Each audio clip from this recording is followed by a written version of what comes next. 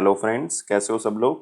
I hope सब लोग अच्छे होंगे, बेहतर होंगे और स्वस्थ होंगे। स्वागत है आपका affairs club learn to lead में। Good morning to all the students. जैसे कि आपको पता है कि हम अगस्त महीने के टॉपिक वाइज करंट अफेयर्स कर रहे हैं। ऑलमोस्ट सारे टॉपिक्स कंप्लीट हो चुके हैं, एक दो टॉपिक को छोड़ के। तो आज हम डिस्कस करेंगे नेशनल अफेयर्स के बारे में, मतलब जो हमारे इंडिया से रिलेटेड करंट अफेयर्स होंगे उसके बारे में हम डिस्कस करेंगे। तो वीडियो को बिल्कुल लास्ट तक जो है वो आपने जरूर देखना है। लेकिन सबसे पहले आप हमारी एप्लीकेशन को डाउनलोड कर लें, करियर्स क्लाउड को अपने गूगल प्ले स्टोर के ऊपर जाएं और इसको डाउनलोड करें। उसके बाद अपनी ईमेल आईडी के थ्रू लॉगिन कर लें और लॉगिन करने के बाद क्रैक करंट अफेयर्स के ऊपर क्लिक करना है। आप 1 साल या 2 साल की सब्सक्रिप्शन जो है वो बाय कर सकते हैं। दोनों का ही प्राइस बहुत कम है। एक बार मेरे कहने से प्राइस जरूर चेक करें, आप खुद हैरान हो जाएंगे कि इतने कम प्राइस पे हम आपको बहुत सी चीजें प्रोवाइड कर रहे हैं। तो क्या क्या आपको मिलेगा? आपको मिलेंगे daily current affair. Daily current affair में दोस्तों 3 सेक्शंस होंगे। एक में डिटेल करंट अफेयर होंगे, एक में question and answer format current affairs होंगे जो कि आपको ई बुक की मदद से मिलेंगे, और एक होगा क्विज जो कि आप हमारी एप्लीकेशन के ऊपर डेली अटेम्प्ट कर सकते हो। ऐसे ही वीकली सेक्शन तैयार किया गया जिसमें आपको 2 पीडीएफ्स मिलेंगे, जिसमें एक डिटेल करंट अफेयर की होगी, एक क्वेश्चन एंड आंसर फॉर्मेट होगा, लेकिन एक क्विज होगा जो कि हर हफ्ते आप हमारी एप्लीकेशन के ऊपर अटेम्प्ट कर सकते हो। नेक्स्ट होगा मंथली सेक्शन। इसमें 4 तरह की पीडीएफ्स मिलेंगे जो कि अलग अलग तरह से आप यूटिलाइज कर सकते हो। जैसे कि स्टडी पीडीएफ है, ये डिटेल करंट अफेयर है जिसमें आपको थ्योरेटिकल करंट अफेयर मिल जाएगा। एक क्वेश्चन एंड आंसर फॉर्मेट में जितने भी करंट अफेयर डिटेल में मिलेंगे वो क्वेश्चन एंड आंसर फॉर्मेट में इसमें मिल जाएंगे, तो प्रैक्टिस यहां से कर सकते हो। बेस्ट 100 करंट अफेयर्स भी आपको दिए जाएंगे जो कि उस महीने के बेस्ट करंट अफेयर्स होंगे। उसमें 100 करंट अफेयर जो है वो क्वेश्चन एंड आंसर फॉर्मेट में आपको दिए जाएंगे। एक पॉकेट पीडीएफ होगी, मतलब जल्दी जल्दी में करंट अफेयर्स को रिवाइज करने के लिए 2 लाइन में 3 लाइन में, तो आप इसका यूज कर सकते हैं। इसी के साथ हम आपको दे रहे हैं टॉपिक वाइज करंट अफेयर। हम 20 बहुत ही इंपॉर्टेंट टॉपिक्स की अलग अलग पीडीएफ आपको प्रोवाइड करेंगे। अगर आप पर्टिकुलर किसी एग्जाम के लिए कुछ टॉपिक्स को रिवाइज करना चाहते हैं, जैसे कि आप इंपॉर्टेंट अपॉइंटमेंट्स को रिवाइज करना चाहते हैं, अवार्ड्स को रिवाइज करना चाहते हैं, तो इस पीडीएफ के थ्रू आप कर सकते हैं। अगर आप बैंकिंग स्टूडेंट है, बैंकिंग एग्जाम की तैयारी कर रहे हैं, तो हम आपको 3 अलग चीजें प्रोवाइड करेंगे जिसमें बैंकिंग एंड इकोनॉमी से रिलेटेड डिटेल करंट अफेयर, उसी से related question and answer format current affair आपको पीडीएफ में मिल जाएगा, और बैंकिंग एंड इकोनॉमी का क्विज भी आप अटेम्प्ट कर सकते हो। हर महीने अटेम्प्ट कर सकते हो हमारी एप्लीकेशन के ऊपर। और अगर जितना भी करंट अफेयर अभी तक हो चुका है, जैसे मान लो आपका एग्जाम जो है वो 30 मई को है, तो 29 मई तक जितना भी करंट अफेयर हो चुका है वो सारा का सारा एक ही पीडीएफ से रिवाइज करने के लिए उसी साल का आप एग्जाम पीडीएफ का यूज कर सकते हैं। आपको डिटेल में बजट और इकोनॉमिक सर्वे दिया जाएगा। इसमें आपको 2 चीजें मिलेंगी, एक तो डिटेल, एक क्वेश्चन एंड आंसर फॉर्मेट में भी हम आपको बताएंगे कि कौन कौन से क्वेश्चन बजट और इकोनॉमिक सर्वे से बनाए जा सकते हैं। और अगर आप किसी भी स्टेट एग्जाम की तैयारी कर रहे हैं तो हम आपको हर स्टेट का, हर यूनियन टेरिटरी का करंट अफेयर भी अलग से प्रोवाइड करते हैं। तो ये सारी चीजें दोस्तों अलग अलग नहीं, सिर्फ एक ही सब्सक्रिप्शन में आपको मिलेंगी। सिर्फ आप हमारी एप्लीकेशन को डाउनलोड करें, क्रैक करंट अफेयर्स के ऊपर क्लिक करके उसको सब्सक्राइब करें। उसके बाद जो है वो आप 10% एक्स्ट्रा डिस्काउंट भी ले सकते हो। वो मिलेगा आपको अगर आप इस कोड का यूज करोगे ASH10 का। लेकिन किसी भी तरह की क्वेरी है तो इस ईमेल आईडी पे हमें मेल कर सकते हैं, इस नंबर पे हमें कांटेक्ट भी कर सकते हैं। तो स्टार्ट करते हैं अगस्त महीने के टॉपिक वाइज करंट अफेयर। और आज हमारा टॉपिक ऑफ डिस्कशन क्या है? National affairs. तो ध्यान से वीडियो को सुनते रहना है, ध्यान से वीडियो को देखना है ताकि आप तक हर न्यूज जो है वो पहुंच सके। तो पहला क्वेश्चन है हमारा, द नेशनल स्टैटिस्टिकल ऑफिस, जो हमारा नेशनल स्टैटिस्टिकल ऑफिस है, उसने 3 तरह के लेबर इंडिकेटर्स जो हैं वो बनाए हैं, जिससे ये पता लगता है कि कितने परसेंट जो है वो एम्प्लॉयड हैं या पार्ट टाइम तौर पे काम कर रहे हैं 60 साल की उम्र के ऊपर 2017 से लेके 20 के बीच में। तो एक अच्छा इंडिकेटर जो है वो उन्होंने बनाया है। 3 ऐसे इंडिकेटर्स बनाए हैं जो उन बंदों के बारे में बताता है जो पार्ट टाइम काम कर रहे हैं, मतलब थोड़े टाइम के लिए काम कर रहे हैं, फुल डे काम नहीं कर रहे हैं, लेकिन उनकी आयु जो है वो 60 से ऊपर है। 2017 से 20 का ये डाटा है अपने पास। और ऐसे कितने लोग हैं इंडिया के अंदर? ये 15% लोग हैं जो 60 की उम्र के बाद भी काम करते हैं। तो नेशनल स्टैटिस्टिक ऑफिस की तरफ से इस डाटा को बनाया गया है, जो कि मिनिस्ट्री ऑफ स्टैटिस्टिक्स और प्रोग्राम इम्प्लीमेंटेशन के अंडर आता है। एक आप कह सकते हो कि पूरा का पूरा लेबर इंडिकेटर्स बनाए, जिसमें उन्होंने जेंडर इंडिकेटर्स को भी लिया और साथ में कई इस तरह की चीजों को भी लिया, जिससे ये पता लगे कि मैक्सिमम टू मैक्सिमम लोग जो हैं वो किस आयु में जो है वो काम कर रहे हैं। इन्होंने फिलहाल यहाँ पे 60 से ऊपर का बताया हुआ है। और ये इंडिकेटर्स जो हैं वो इंटरनेशनल लेबर ऑर्गेनाइजेशन के स्टैंडर्ड्स को मैच करता है। अगले क्वेश्चन के ऊपर आते हैं। जुलाई 2022 में 0.5140, जो कि द्रास के अंदर स्थित है कारगिल सेक्टर एरिया में, उसका नाम बदल के हमने क्या रख दिया है ताकि हम ऑपरेशन विजय 1999 की जो जीत है उसको सेलिब्रेट कर सके, मतलब इंडियन एयरफोर्स जो है वो उसको सेलिब्रेट कर सके, और इसका नाम बदल के रख दिया है गन हिल। तो हमारे पास आंसर क्या होगा इसका? सेकंड होगा। तो ये पूरा का पूरा टास्क जो था ये 0.510 जो एक आप कह सकते हो पीक है, एक छोटा सा आप कह सकते हो माउंटेनियस एरिया है, इसको जीतना था। ये बहुत ही इंपॉर्टेंट माउंटेन पीक थी द्रास सेक्टर के अंदर, क्योंकि इसको क्रॉस करके जो है वो पाकिस्तान से इंडिया जो है वो आया जा सकता है। इसीलिए इसके अंदर जो है 13 जम्मू कश्मीर राइफल जो हमारे पास है उसको साइन किया गया कि आपने इसके ऊपर कब्जा करना है, और लेफ्टिनेंट कर्नल जोगेश कुमार जोशी की ड्यूटी जो है वो यहाँ पे लगाई गई थी। जोगेश कुमार जोशी, उसकी अध्यक्षता में हमने 17 जून 1999 मतलब 1999 को इस एरिया को जीत लिया, और अब इसका नाम बदल के क्या कर दिया है? गन हिल कर दिया है। Union minister Ashwini Vaishnaw recently launched responsible artificial intelligence for youth 2022, और ये एक प्रोग्राम है जो कि 8 साल पूरे हो चुके माई गवर्नमेंट प्लेटफॉर्म को लॉन्च हुए, इसलिए इसको लॉन्च किया responsible artificial intelligence for youth. और ये responsible artificial intelligence for youth जो है वो national e governance division ministry of electronics information technology की तरफ से लॉन्च किया गया, उसको क्रिएट किया गया है। कौन सी कंपनी के साथ मिलकर इसको क्रिएट किया गया है? और ये क्रिएट किया है इंटेल इंडिया के साथ। तो आंसर हमारे पास क्या होगा? दूसरा। तो जो यूनियन मिनिस्टर अश्विनी वैष्णव जी उसने उसको लॉन्च किया है, और सबसे बड़ी बात है कि प्रोग्राम जो है वो सारे स्कूल स्टूडेंट्स के लिए है। सारे के सारे स्कूल स्टूडेंट इसमें हिस्सा लेंगे जो 8वीं कक्षा से लेकर 12वीं कक्षा के बीच में स्टडी कर रहे हैं। और इसका मेन मकसद यही है कि बच्चों को हम रिस्पॉन्सिबल आर्टिफिशियल इंटेलिजेंस के बेसिस पे कुछ चीजें सिखा सकें। बहुत से साइबर अटैक्स हैं जो हो रहे हैं, तो उनसे बचा जा सके, और आर्टिफिशियल इंटेलिजेंस का किस तरह से यूज करना है उसके बारे में लोगों को जानकारी दी जा सके, खास करके जो बच्चे हैं 8वीं से लेकर 12वीं कक्षा के बीच में पढ़ते हैं। और जो माई गवर्नमेंट प्लेटफॉर्म है सरकार का, ये सरकार ने 2014 में लॉन्च किया था। प्राइम मिनिस्टर नरेंद्र मोदी जी ने खुद इसको लॉन्च किया था, और उसका मेन मकसद ये था कि लोग जो हैं वो सरकार के साथ कनेक्ट हो सकें, जो लोग हैं वो गवर्नेंस के साथ कनेक्ट हो सके, गवर्नमेंट के साथ कनेक्ट हो सके। अगर कोई सलाह है, आप कुछ सरकार को बताना चाहते हो, तो माई गवर्नमेंट प्लेटफॉर्म के ऊपर आप सरकार से अपनी जानकारी जो है वो शेयर कर सकते हैं। अगले क्वेश्चन के ऊपर आते हैं। विच of the following point is incorrect? कौन सा पॉइंट जो है वो सही नहीं है? जो रिसेंटली अमित शाह जी ने कुछ चीजें लॉन्च की हैं, क्योंकि सेकेंड एनिवर्सरी मना रहे थे नेशनल एजुकेशन पॉलिसी 2020 की। तो एक बार पॉइंट्स को पढ़ लेते हैं। Indian knowledge system IKS MIC programme was establish for technology demonstration. तो ये एक प्लेटफॉर्म जो है वो लॉन्च किया अमित शाह जी ने। ये बेसिकली इसका मकसद यही है कि इंडियन नॉलेज सिस्टम डिवीजन जो है और मिनिस्ट्री ऑफ एजुकेशन का जो इनोवेशन सेल है, दोनों में कोलैबोरेशन जो है वो की जा सके। तो बहुत इंपॉर्टेंट प्लेटफॉर्म जो है वो लॉन्च किया गया। सही स्टेटमेंट है। 75 भारतीय games were introduced in the school across India to promote भारतीय और the Indian games to children connection with the culture of Bharat. मतलब पुरानी गेम्स ऐसी लॉन्च की गई हैं खास करके स्कूल्स वाले एरिया में, ताकि बच्चे जो हैं वो अपने कल्चर के साथ जुड़े, हमारी पुरानी चीजों के साथ जुड़े। तो ऐसी कितनी गेम्स को लॉन्च किया गया? 75। तो ये भी बात बिल्कुल सही है। तीसरी स्टेटमेंट है the Kalashala initiative was launched in 750 schools to promote and support local arts. तो कला मतलब आप अपने लोकल आर्ट को प्रमोट करने के लिए कैसा इनिशिएटिव स्टार्ट कर रहे हो 750 स्कूल में, ताकि बच्चे जो हैं वो इसके साथ जुड़ें और हम जो हैं वो पुराने कल्चर के साथ आगे बढ़ें। मतलब सिंपल सा है कि लोगों के अंदर या बच्चों के अंदर जो है वो लोकल आर्ट को जगाना। 750 स्कूल में इसको लॉन्च किया गया, बिल्कुल सही है।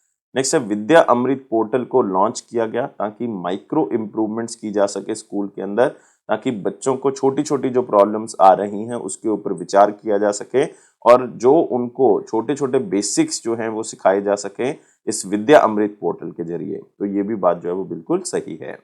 Government of India has launch new initiatives, नए इनिशिएटिव्स लॉन्च किए सरकार ने, स्किल डेवलपमेंट की जा सके बच्चों की, सच एज स्किल हब्स उन्होंने लॉन्च किया। और ये प्रधानमंत्री श्रम योगी मानधन योजना के अंदर किया गया। ये गलत है, यहाँ पे ये किया गया प्रधानमंत्री कौशल विकास योजना के तहत, कौशल विकास योजना के तहत। तो ये बात जो है वो यहाँ पे गलत हो जाती है। तो आंसर हमारे पास क्या होगा? 5वां। अगले क्वेश्चन के ऊपर आते हैं। अगस्त 2022 में मिनिस्ट्री ऑफ स्टील कॉन्स्टिट्यूटेड एक एडवाइजरी कमेटी उन्होंने बनाई है ताकि जो सेकेंडरी स्टील है उसके ऊपर विचार किया जा सके, उसको किस तरह से हमने काम करना है, और ये किसकी अध्यक्षता में बनाई गई है? ये बनाई गई है ज्योतिरादित्य एम सिंधिया की अध्यक्षता में। तो आंसर क्या होगा इसका? 4 होगा। तो जो मिनिस्ट्री ऑफ स्टील है उन्होंने इस कमेटी को बनाया है, ज्योतिरादित्य सिंधिया जी की अध्यक्षता में बनाया है। मेन मकसद जो है वो इसका यही है कि स्टील सेक्टर के अंदर कौन कौन सी दिक्कतें आ रही हैं, क्या क्या हम स्टील इंडस्ट्री के अंदर इंप्रूवमेंट कर सकते हैं ताकि स्टील इंडस्ट्री को बेहतर बनाया जा सके। और इस कमेटी की फर्स्ट मीटिंग जो है वो अगस्त 2022 में हो भी चुकी है, जहां पे उन्होंने खास करके जो भी एक्शंस लेने हैं स्टील सेक्टर को लेके वो यहाँ पे उन्होंने डिस्कस किया। और मिनिस्ट्री ऑफ स्टील मतलब ज्योतिरादित्य सिंधिया जी यूनियन मिनिस्टर हैं, राज्यसभा से मेंबर हैं मध्य प्रदेश के, और आप कह सकते हो मिनिस्टर ऑफ स्टेट इसके जो हैं वो फग्गन सिंह कुलास्ते जी हैं, जिनकी कॉन्स्टिट्यूएंसी है मांडला। मांडला जो कि एक शेड्यूल्ड ट्राइब कॉन्स्टिट्यूएंसी है, वो भी मध्य प्रदेश में है। कौन से पॉइंट इसमें से इनकरेक्ट हैं? अगर रीसेंट लॉन्चेस देखें प्राइम मिनिस्टर नरेंद्र मोदी जी की, उज्जवल भारत उज्जवल भविष्य पावर एट द रेट 2047 2047 100 साल इंडिपेंडेंस के हम सेलिब्रेट करेंगे 2047 के। तो इस उद्देश्य के जरिए प्रधानमंत्री ने कौन कौन सी चीजें जो है वो लॉन्च की हैं और उसमें से कौन कौन से पॉइंट गलत हैं, तो एक बार पढ़ लेते हैं। उज्जवल भारत उज्जवल भविष्य पावर एट द रेट 2047 ये एक इनिशिएटिव है मिनिस्ट्री ऑफ पावर का और मिनिस्ट्री ऑफ कोल का, ताकि जो पावर सेक्टर की अचीवमेंट है पिछले 8 साल की उसको दर्शाया जा सके, उसको बताया जा सके। तो यहाँ पे थोड़ा सा गलत है, ये मिनिस्ट्री ऑफ कोल नहीं है, यहाँ पे मिनिस्ट्री ऑफ रिन्यूएबल एनर्जी, याद रखना है ministry of new and renewable energy. तो इसका मतलब पहला पॉइंट जो है वो यहाँ पे गलत हो जाता है। और नाम क्या है? उज्जवल भारत उज्जवल भविष्य power at the rate 2047। Prime minister digitally launch the ministry of power flagship revamped distribution sector scheme. प्रधानमंत्री मोदी जी ने जो है वो एक नया फ्लैगशिप प्रोग्राम जो है वो स्टार्ट किया है, जो क्या है? जो है रिवैम्प्ड डिस्ट्रीब्यूशन सेक्टर स्कीम, जिसका मकसद जो है वो 3 लाख ऑलमोस्ट 3,000 करोड़ जो है वो पैसा उसमें डालना है 5 साल के अंदर। और ये हम यहाँ पे बात कर रहे हैं अगले 5 साल की, मतलब फाइनेंशियल ईयर 21-22 से लेके 25-26 तक, जिसमें आप कह सकते हो कि पावर सेक्टर से जुड़े हुए जो सरकार डिस्ट्रीब्यूट करेगी सामान को, उसमें जो खर्चा आएगा उसके बारे में यहाँ पे बताया गया है। तो ये बात बिल्कुल सही है। Prime minister also launch the national portal for rooftop solar which was developed by the National Informatics Center under the Ministry of Electronics Information Technology। तो एक पोर्टल बनाया गया है जिसमें रूफटॉप सोलर्स के बारे में आपको पता लगेगा, वहां से खरीदे जा सकते हैं, वहां पे बायर्स और सेलर्स जो हैं वो एक साथ जुड़ सकते हैं, और ये मिनिस्ट्री ऑफ इलेक्ट्रॉनिक्स और इंफॉर्मेशन टेक्नोलॉजी के जरिए बनाया गया है। Prime minister also dedicated and laid the foundation stone of the following various green energy project of NTPC. तो नेशनल थर्मल पावर कॉर्पोरेशन के कई ग्रीन एनर्जी प्रोजेक्ट्स को जो है प्रधानमंत्री ने हरी झंडी दी, उसका फाउंडेशन स्टोन, उसका नींव पत्थर रखा, जिसकी कॉस्ट ऑलमोस्ट 5200 करोड़ रुपए के आसपास है। ये भी बात बिल्कुल सही है। First ever national level meeting जो है वो all India district legal service authorities की हुई, जो कि ऑर्गेनाइज की गई विज्ञान भवन में by national legal service authority, NALSA की तरफ से इसको किया गया। तो बहुत इंपॉर्टेंट नहीं है लेकिन फिर भी आप याद रख सकते हो, all India district legal services authority. तो जितने भी डिस्ट्रिक्ट लेवल पे लीगल अथॉरिटीज हैं सबको बुलाया गया, नेशनल लेवल पे उसकी मीटिंग की गई, उनके इश्यूज को डिस्कस किया गया, और ये मीटिंग नालसा ने बुलाई थी। तो ये भी बात जो है वो बिल्कुल सही है। इवन एक स्टैंप भी रिलीज की गई है, right to free legal aid, free legal aid. तो जो जिनको सहायता नहीं मिल रही है लीगली, कोई वकील चाहिए, कुछ भी चाहिए, तो फ्री लीगल एड का हमारे पास एक राइट है, तो उसके लिए एक स्टैंप भी जो है वो रिलीज की गई है। तो सारी बातें सही हैं इसमें फर्स्ट पॉइंट को छोड़ के, तो इसका मतलब आंसर क्या होगा? इसका फर्स्ट होगा। अगले क्वेश्चन के ऊपर आते हैं। Government of India recently constituted A task force, एक टास्क फोर्स बनाई गई है ताकि मंकी पॉक्स केसेस को इंडिया के अंदर जो है वो क्या किया जा सके? दूर किया जा सके, मंकी पॉक्स केसेस को खत्म किया जा सके, कंट्रोल किया जा सके। ये टास्क फोर्स को लीड कौन करेगा? इस टास्क फोर्स को लीड करेंगे विनोद के पॉल। तो आंसर यहाँ पे क्या होगा? 4 होगा। तो गवर्नमेंट ऑफ इंडिया ने ये टास्क फोर्स बनाई मंकी पॉक्स केसेस को देखने के लिए, और टास्क फोर्स का मेन काम यही रहेगा कि वो मॉनिटर करेगा पूरा का पूरा किस तरह से इन्फेक्शन बढ़ रहा है, किस तरह से इसको डायग्नोस किया जा सकता है, या किस तरह की वैक्सीनेशन से इसको कंट्रोल किया जा सकता है।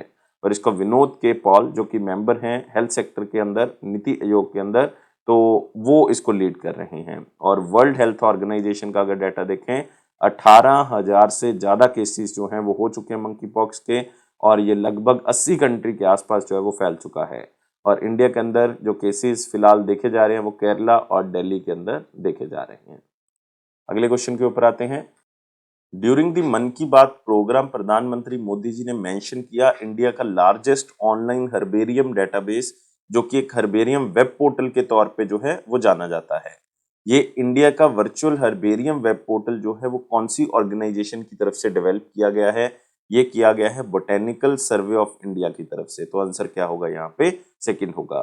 तो प्राइम मिनिस्टर नरेंद्र मोदी जी का 91st एडिशन जो रेडियो ब्रॉडकास्ट प्रोग्राम है उनका मन की बात प्रोग्राम के अंदर उन्होंने ये बताया कि हम जो है वो एक ऐसा वेब पोर्टल का निर्माण कर चुके हैं जिसके अंदर सब तरह के मेडिसिनल प्लांट्स के बारे में बताया गया है और हर तरह की हर्ब्स के बारे में बताया गया, हर तरह की जड़ी बूटियों के बारे में बताया गया है।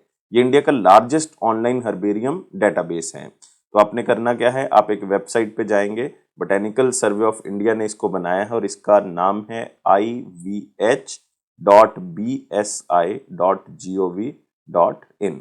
तो इस वेबसाइट पे जाके आप ये सारी जड़ी बूटियों के बारे में जान सकते हैं, चाहे वो मेडिसिनल बेसिस हैं, चाहे वो वैसे कोई जड़ी बूटी है, उसके बारे में जाना जा सकता है। और ये इंडिया का जो वर्चुअल हर्बेरियम वेब पोर्टल है, इसको जुलाई 2022 में लॉन्च कर दिया गया था यूनियन मिनिस्टर भूपेंद्र यादव जी की तरफ से, जो कि मिनिस्टर ऑफ एनवायरनमेंट है, फॉरेस्ट एंड क्लाइमेट चेंज हैं।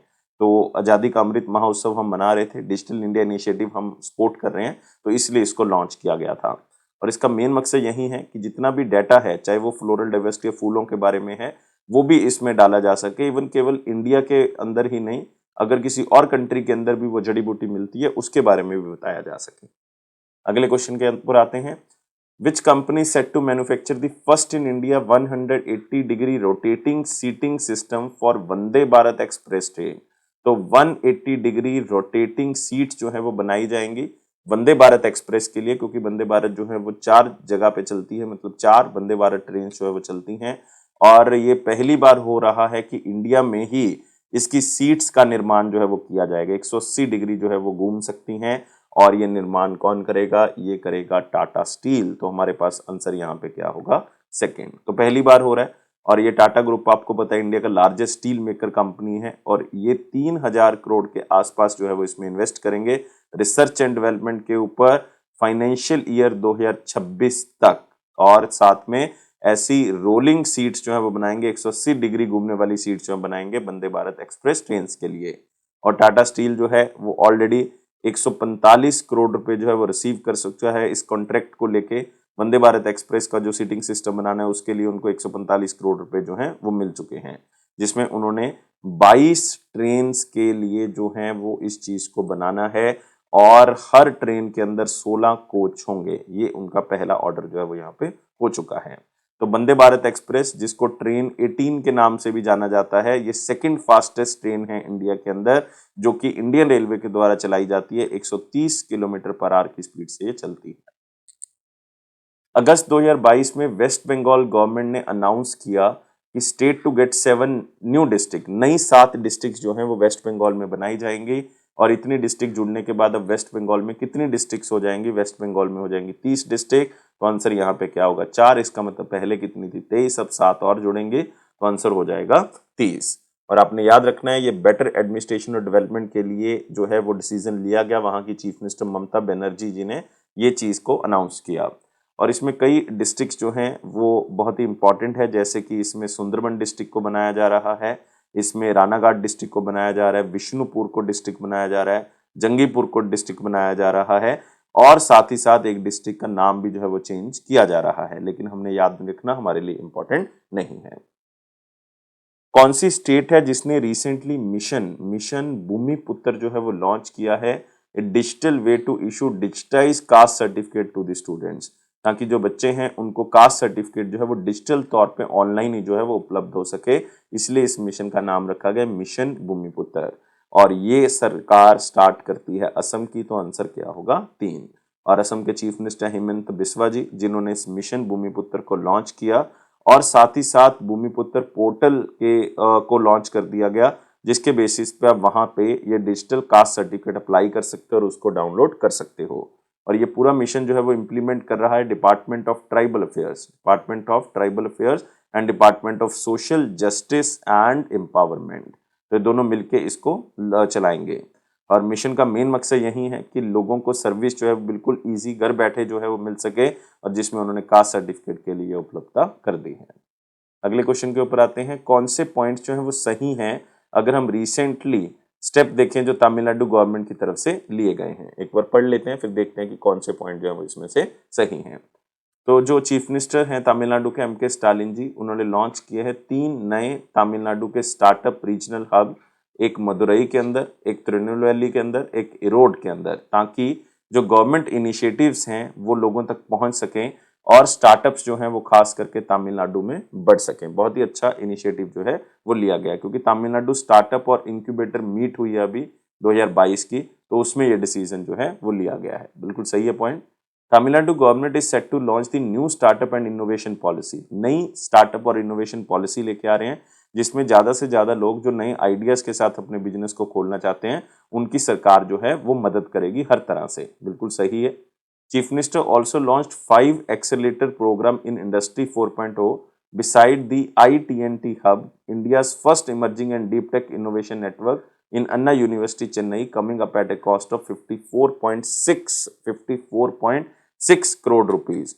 तो मतलब सरकार जो है, जो चीफ मिनिस्टर हैं तमिलनाडु के, वो और जो है वो 5 ऐसे प्रोग्राम लेके आ रहे हैं इंडस्ट्रीज के लिए, जिसके अंदर ज्यादा से ज्यादा इंडस्ट्रीज को डेवलप किया जा सके, और इसके ऊपर 55 करोड़ रुपया जो है वो सरकार लगाएगी।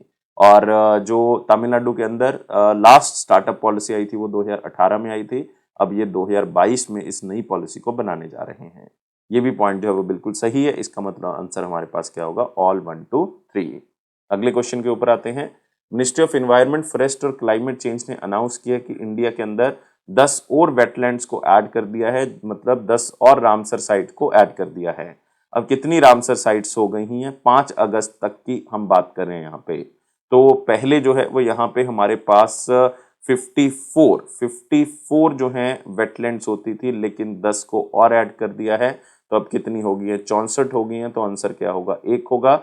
लेकिन मैं आपको थोड़ा सा और अपडेट करता हूँ, 64 के बाद भी 11 और ऐड कर दिए, तो अब हमारे पास एग्जैक्टली कितनी वेटलैंड्स हो चुकी हैं? 75 वेटलैंड्स हो चुकी हैं। और अगर आप 64 के हिसाब से देखोगे, क्योंकि ये बात हो रही है 5 अगस्त तक, तो 64 के हिसाब से पूरे इंडिया में 12,50,000 के आसपास जो है वो इतना हेक्टेयर एरिया जो है वो कवर करती हैं वेटलैंड्स। और जो 10 नई साइट्स ऐड की गई हैं, इसमें सबसे ज्यादा तमिलनाडु के, मतलब 6 साइट्स तो इसमें कौन सी स्टेट से बिलोंग करती हैं? तमिलनाडु से। फिर एक इसमें गोवा की है, एक जो है वो इसमें कर्नाटका की है, एक मध्य प्रदेश की है और एक ओडिशा की है। तो इसका मतलब हमारे पास ये टोटल 10 साइट्स जो है वो शामिल हुई हैं। और ये information ministry of environment, forest और क्लाइमेट चेंज की तरफ से प्रदान की गई है। और रामसर साइट्स आपको बताया, रामसर एक जगह है ईरान के अंदर, तो वहां पे इंटरनेशनल लेवल पे हम ऐसी साइट्स को रिकॉग्नाइज करते हैं जिसको बचाया जा सकता है। Which of the following points are correct? कौन सी स्टेटमेंट इसमें से करेक्ट है जो रिसेंटली कैबिनेट अप्रूवल्स हुए हैं उनको लेके? तो एक और पढ़ लेते हैं कि कौन कौन से पॉइंट्स हैं।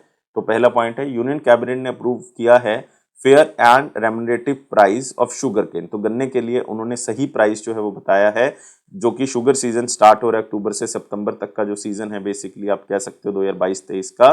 तो इन्होंने कहा है कि 305 रुपये पर क्वांटल के बेसिस पे हम प्रोवाइड करेंगे, और उसमें बेसिक रिकवरी रेट जो है वो 10.25% होगा। बिल्कुल सही स्टेटमेंट है। दूसरा है, the union cabinet has approved India's updated nationally determined contribution to communicated to the United Nation framework convention on the climate change. तो United Nation framework convention on climate change के अंदर इंडिया ने नया determined contribution plan जो है वो बताया है, जिसमें हम कितना कार्बन एमिशन कम करेंगे उसके बारे में जानकारी दी है। तो इसका मतलब ये भी बात सही है।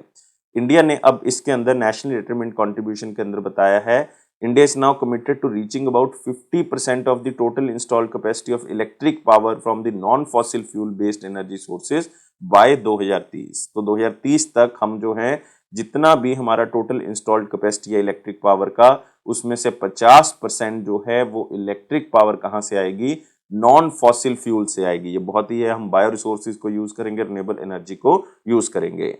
और साथ ही साथ ये भी कहा है कि हम कार्बन एमिशन को क्या करेंगे, कम करेंगे, कार्बन को कम छोड़ेंगे एनवायरनमेंट में, और इसको कम करना है 45% तक 2030 तक। और ये 45% जो है वो हमने लेना है 2005 के लेवल का। तो 2005 के लेवल से जो है वो 45% कार्बन एमिशन और कम कर देंगे। तो ये भी बात जो है वो बिल्कुल सही है। तो इसका मतलब सारे पॉइंट सही है, तो आंसर क्या होगा, ऑल ए बी सी। अगला क्वेश्चन है, डाटा प्रोटेक्शन बिल 2021 जो है वो विड्रॉ कर दिया गया लोकसभा से। यूनियन मिनिस्टर अश्विनी वैष्णव जी ने इसको जो है वो विड्रॉ किया। 4 साल तक जो है ये मतलब पड़ा रहा बिल, लेकिन अब इसको विड्रॉ कर लिया गया है। बिल जो है वो 2017 में प्रपोज किया गया था, ड्राफ्ट किया गया था, एक कमेटी बनाई गई थी। किसकी अध्यक्षता में ये कमेटी बनाई गई थी जिसने ये डाटा बिल बनाया था? और ये बनाई गई थी BN श्री कृष्णा की अध्यक्षता में। तो आंसर क्या होगा इसका, 4 होगा।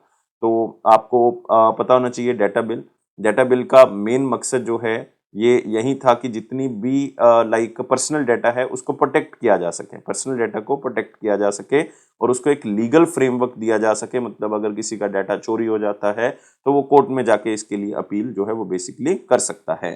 तो डिजिटल इकोसिस्टम बढ़ता जा रहा है, डिजिटली हम जो है वो स्ट्रांग होते जा रहे हैं, लेकिन हमारा कहीं ना कहीं जो है वो डाटा कॉम्प्रोमाइज हो रहा है। कहीं ना कहीं कोई डाटा जो है वो हम इधर उधर जो है वो शेयर हो जाता है या थर्ड पार्टीज के पास है, तो किस तरह से उसको प्रोटेक्ट करना है, इसलिए इस कमेटी को 2017 में बनाया गया था। पर्सनल डाटा प्रोटेक्शन बिल के नाम से इसको 2019 में जो है वो स्टार्ट भी किया था, लेकिन अब 4 साल हो चुके हैं, इस बिल के ऊपर कोई बात नहीं बनी, तो इसको अब क्या किया गया है, वापस लिया गया है। World's largest floating solar plant जो है वो ओमकारेश्वर डैम के ऊपर बनाया गया है, नर्मदा नदी के ऊपर। कहाँ पे इसको बनाया गया है? याद रखना, ये वर्ल्ड का लार्जेस्ट फ्लोटिंग सोलर प्लांट है और ये लॉन्च किया गया है खांडवा मध्य प्रदेश के अंदर। तो आंसर क्या होगा इसका, 2 होगा। तो ये बहुत ही इंपॉर्टेंट है क्योंकि ये 600 मेगावाट का है, 600 मेगावाट पावर का है, और ये 2022-23 तक इतनी पावर जो है वो जनरेट कर देगा। और इस पूरे प्रोजेक्ट की जो कॉस्ट है वो लगभग 3000 करोड़ रुपए की है। और इसका मेन मकसद यही है कि मध्य प्रदेश के अंदर पावर जनरेशन कैपेसिटी को बेहतर करना और इलेक्ट्रिसिटी अवेलेबिलिटी को अच्छा करना, मतलब हर घर के अंदर जो है वो इलेक्ट्रिसिटी हो। तो 600 मेगावाट के आसपास जो है ये एनर्जी जनरेट करेगा 2022-23 के एंड में। और इस फ्लोटिंग सोलर पावर प्लांट से खांडवा जो है वो ओनली डिस्ट्रिक्ट बन गया मध्य प्रदेश के अंदर जिसके अंदर थर्मल पावर स्टेशन भी है, जिसके अंदर हाइडल पावर स्टेशन भी है और जिसके अंदर सोलर पावर स्टेशन भी है। तो ये तीनों तरह के जो पावर स्टेशन जो हैं वो एक ही डिस्ट्रिक्ट है मध्य प्रदेश में, वो खांडवा है। Which state recently adopted 31 cows? तो 31 गाय जो हैं वो गोद ली गई हैं स्टेट के द्वारा, पुण्यकोटि दत्तू योजना के तहत या काउ अडॉप्शन पोर्टल के तहत। और ऐसी पहली स्टेट बन गई है जिन्होंने इस तरह की स्कीम, पुण्यकोटि अडॉप्शन स्कीम को लॉन्च किया है। तो ये है कर्नाटका का एनिमल हस्बेंड्री डिपार्टमेंट, जिन्होंने 31 गाय जो है वो गोद ली हैं गवर्नमेंट और प्राइवेट गौशाला से। मेन मकसद ये रहा कि हमने गाय की सुरक्षा करनी है, उसको जो बीमारी है उसको ठीक करना है और न्यूट्रिशन जो है वो गाय को प्रोवाइड करना है, उनकी केयर करनी है। और गौशाला में अगर नहीं केयर हो रही है तो लोगों की मदद से हमने गाय को बचाना है और जो लाइक बीमारी फैल रही है गाय को लेके उसको भी दूर करने की कोशिश जो है वो यहाँ पे की गई है। तो आपने याद रखना है, पुण्यकोटि दत्तू स्कीम जो है वो गाय अडॉप्शन को लेके है और ये कर्नाटका ऐसी पहली स्टेट है जो गाय के केयर के बारे में जो है वो इस तरह की स्कीम लोगों की अवेयरनेस के बाद जो है वो स्टार्ट कर रही है। मतलब लोगों की मदद से जो है वो इनको रहन बसेरे प्रोवाइड करेंगे, इनको अडॉप्ट जो है वो किया जाएगा और जिनको सड़क पे छोड़ दिया जाता है, वो बीमार हो जाती है, उनको ठीक उनका इलाज जो है वो करवाया जाएगा। अगला क्वेश्चन है, अगस्त 2022 में science and engineering research board SERB जिसको कहते हैं under the ministry of science and technology ने एक नया इनोवेटिव स्कीम जो है वो लॉन्च किया जिसका नाम है SERB SURE to create a robust research and development ecosystem, ताकि रिसर्च के ऊपर इंडिया में फोकस हो सके। तो सबसे पहले आपने श्योर का मतलब देखना है। श्योर का मतलब है स्टेट, यूनिवर्सिटी, यू का मतलब है यूनिवर्सिटी, रिसर्च एक्सीलेंस। तो ये है हमारे पास श्योर का मतलब। तो एक नई इनोवेटिव स्कीम जिसका नाम है स्टेट यूनिवर्सिटी रिसर्च एक्सीलेंस, उसको लॉन्च किया गया है science and engineering research board की तरफ से, जो कि department of science and technology का एक बॉडी है और साथ में आप कह सकते हो ministry of science and technology के अंडर आती है। और इसके जो चेयरमैन बनाए गए हैं वो बनाए गए हैं डॉक्टर श्रीवरी चंद्रशेखर, जो कि चेयरमैन है सबके और साथ में सेक्रेटरी भी हैं department of science and technology के। तो एक नई स्कीम जो कि हाई एंड रिसर्च के ऊपर फोकस करेगी, रिसर्च कैपेबिलिटी इंडिया में बढ़ाएगी और हेल्दी रिसर्च एंड डेवलपमेंट के ऊपर फोकस करने की बात जो है वो कही जा रही है स्टेट यूनिवर्सिटीज में और कॉलेजेस में। इसलिए इसका नाम क्या है, sure, state university research excellence. और आप ये भी कह सकते हैं कि इसमें सपोर्ट जो है वो कुछ प्रोवाइड की जाएगी, सरकार की तरफ से ग्रांट की जाएगी 3 साल के लिए जो है इसमें 30 लाख रुपए जो है वो दिए जाएंगे, जिसमें कुछ इक्विपमेंट्स खरीदे जा सकते हैं रिसर्च के लिए, जिसमें लाइक कुछ ट्रेवलिंग अलाउंसेस भी दिए गए हैं और साथ में कोई भी इमरजेंसी फंड्स हैं वो भी यहाँ पे प्रदान किए गए हैं। तो यहाँ पे पूछा गया ई का मतलब क्या था, तो ई का मतलब यहाँ पे था एक्सीलेंस, तो आंसर क्या होगा, 4 होगा। नेक्स्ट आते हैं, in which place did prime minister Narendra Modi recently inaugurated and laid the foundation stone of various projects of the Shrimad Rajchandra mission. तो कई प्रोजेक्ट्स प्रधानमंत्री मोदी जी ने लॉन्च किए हैं श्रीमद राजचंद्रा मिशन के तहत और ये लॉन्च किए हैं वलसाद गुजरात के अंदर। तो आंसर क्या होगा इसका, दूसरा होगा।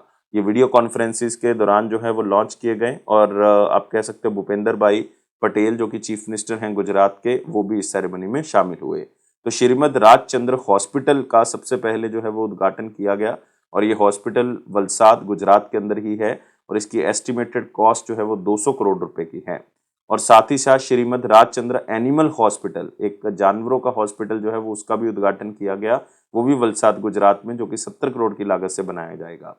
और इसी ओकेजन पे प्राइम मिनिस्टर नरेंद्र मोदी जी ने जो है वो Shrimad Rajchandra centre of excellence जो कि सिर्फ वुमेन के लिए बनाया गया ताकि वुमेन एंटरप्रेन्योरशिप, उनके बिजनेस इसको बढ़ाया जा सके, और ये भी वलसद गुजरात में, और 40 करोड़ की लागत से इसको बनाया जाएगा। उस ऑर्गेनाइजेशन का नाम बताना है जिसने नेशनल हेल्थ अथॉरिटी के साथ पार्टनरशिप की है ताकि हेल्थ सॉल्यूशंस प्रोवाइड किए जा सके आयुष्मान भारत डिजिटल मिशन के तहत, ताकि ज्यादा से ज्यादा हेल्थ सर्विसेज जो है वो लोगों तक पहुंच सकें। तो ये क्वालिटी काउंसिल ऑफ इंडिया के साथ मिलके इन्होंने इस तरह की योजना बनाने की बात कही है। तो national health authority quality council of India के साथ पार्टनरशिप करता है 6 महीने के लिए ताकि हेल्थ मैनेजमेंट इंफॉर्मेशन सिस्टम को अच्छा किया जा सके, हेल्थ को इंडिया के अंदर और बेहतर किया जा सके आयुष्मान भारत डिजिटल मिशन के तहत। और इसके लिए जो है वो क्वालिटी काउंसिल ऑफ इंडिया कुछ स्टैंडर्ड सेट करेगा, हॉस्पिटल्स को जो है वो रैंकिंग प्रदान करेगा, जिसके बेसिस पे आप कह सकते हो कि हेल्थ केयर को और बेहतर किया जा सकता है। कौन सी स्टेट का फॉरेस्ट डिपार्टमेंट जो है वो रिसेंटली एस्टैब्लिश्ड एक first of its kind urban animal rescue centre बनाता है located inside the Guindy national park. तो कौन सी स्टेट का फॉरेस्ट डिपार्टमेंट जो है वो ऐसा पहला फॉरेस्ट डिपार्टमेंट बन गया है जो एनिमल को बचाने के लिए एक सेंटर बनाता है, जिसका नाम ही ये रखा गया है अर्बन एनिमल रेस्क्यू सेंटर, जो कि गोइंडी नेशनल पार्क के अंदर स्थित है। और गोइंडी नेशनल पार्क स्थित है दोस्तों तमिलनाडु के अंदर। तो आंसर क्या होगा इसका, 4 होगा। तो ये रेस्क्यू सेंटर बनाया गया स्पेशली, और इसका मेन मकसद यही है कि जानवरों को बचाया जा सके। और इस रेस्क्यू सेंटर के अंदर 2 बहुत बड़े इंक्लोजर्स हैं जिसमें जानवर को रखा जा सकता है, और 3 छोटे इंक्लोजर हैं जिसमें जानवर को रखा जा सकता है। कोई इंजर्ड है या किसी भी तरह की कोई दिक्कत है तो इसमें आप रख सकते हैं। तो ये तमिलनाडु गवर्नमेंट की तरफ से गुंडी नेशनल पार्क में बनाया गया और 20 करोड़ की लागत से इसको बनाया गया है। उस यूनियन मिनिस्टर का नाम बताना है जिन्होंने रिसेंटली बड़ी सादरी मालवी गौज को जो कि कन्वर्ट किया गया एक रेलवे सेक्शन है उसको उसका उद्घाटन किया, उसको लॉन्च किया चित्तौड़गढ़ राजस्थान में, और ये किया है अश्विनी वैष्णव जी ने। तो आंसर क्या होगा, 4 होगा। अश्विनी वैष्णव जी हमारे यूनियन मिनिस्टर ऑफ रेलवेज हैं, तो उन्होंने इस लिंक का उद्घाटन किया है, साथ में कई ट्रेन को लॉन्च उन्होंने किया है।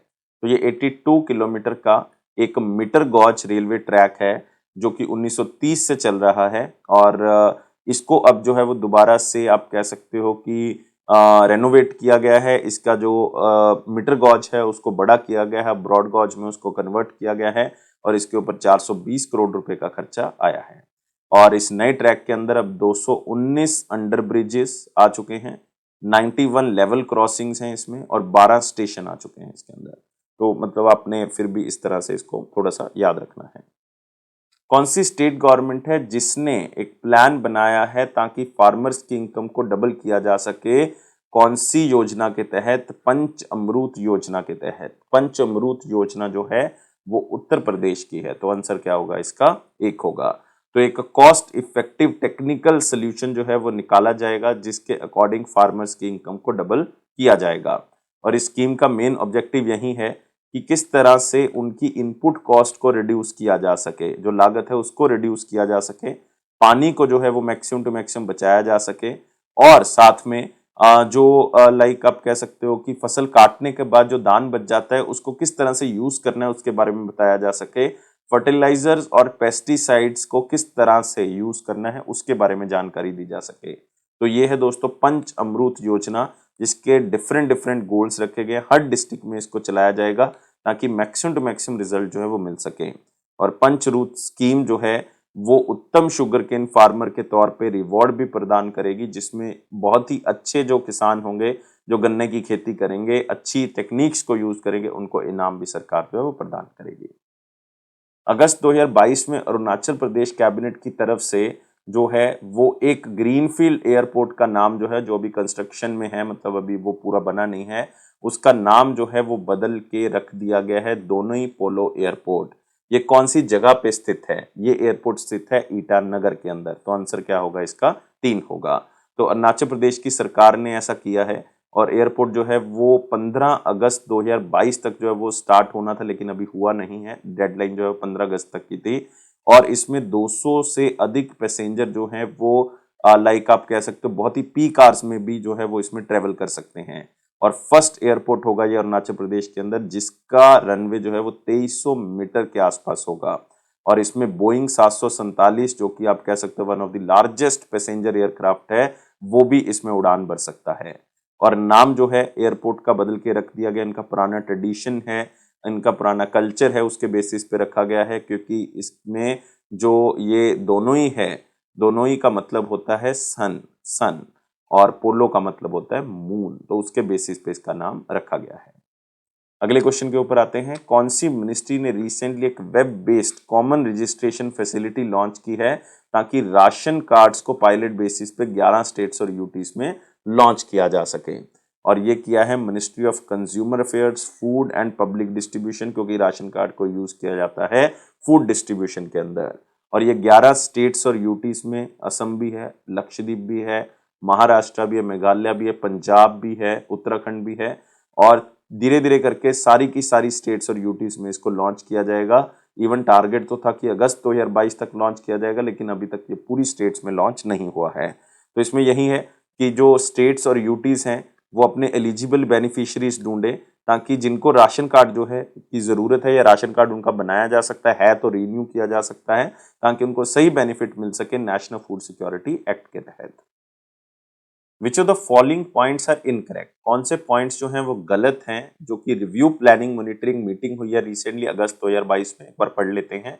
ये review planning and monitoring meeting जो है वो स्टेट्स और स्टेट पावर यूटिलिटीज के साथ हुई है नई दिल्ली में, और इसकी चेयरमैनशिप थी कृष्ण पाल जी, जो कि मिनिस्टर ऑफ स्टेट हैं पावर के।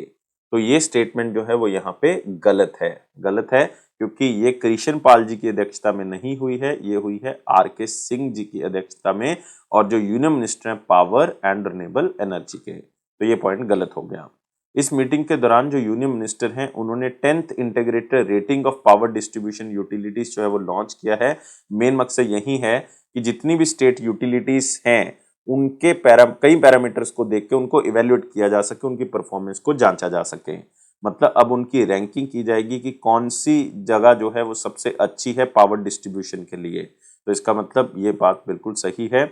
और first consumer service rating of discom for the year 2020-21 को लॉन्च किया गया, और भारत ई स्मार्ट मोबाइल एप्लीकेशन को लॉन्च किया गया इस मीटिंग के दौरान। मतलब 2 इनिशिएटिव्स को लॉन्च किया गया। एक तो फर्स्ट कंज्यूमर सर्विस रेटिंग, मतलब लोगों के हिसाब से लोग उसमें रेट करेंगे कि किस तरह से उनको जो है वो सब तरह की जो पावर है जो वो यूज कर रहे हैं वो मिल रही है, कहाँ से वो पावर को ले रहे हैं, तो ये सारी चीजें उसमें रेट करेंगे, लोग खुद रेट करेंगे। और एक भारत ई स्मार्ट मोबाइल एप्लीकेशन को लॉन्च किया जिसके थ्रू इसको रेटिंग में लिया जाएगा। तो ये भी बात बिल्कुल सही है। तो आंसर इसमें हमारे पास गलत पूछा है, तो आंसर होगा ओनली ए। फर्स्ट पॉइंट जो है वो सही है।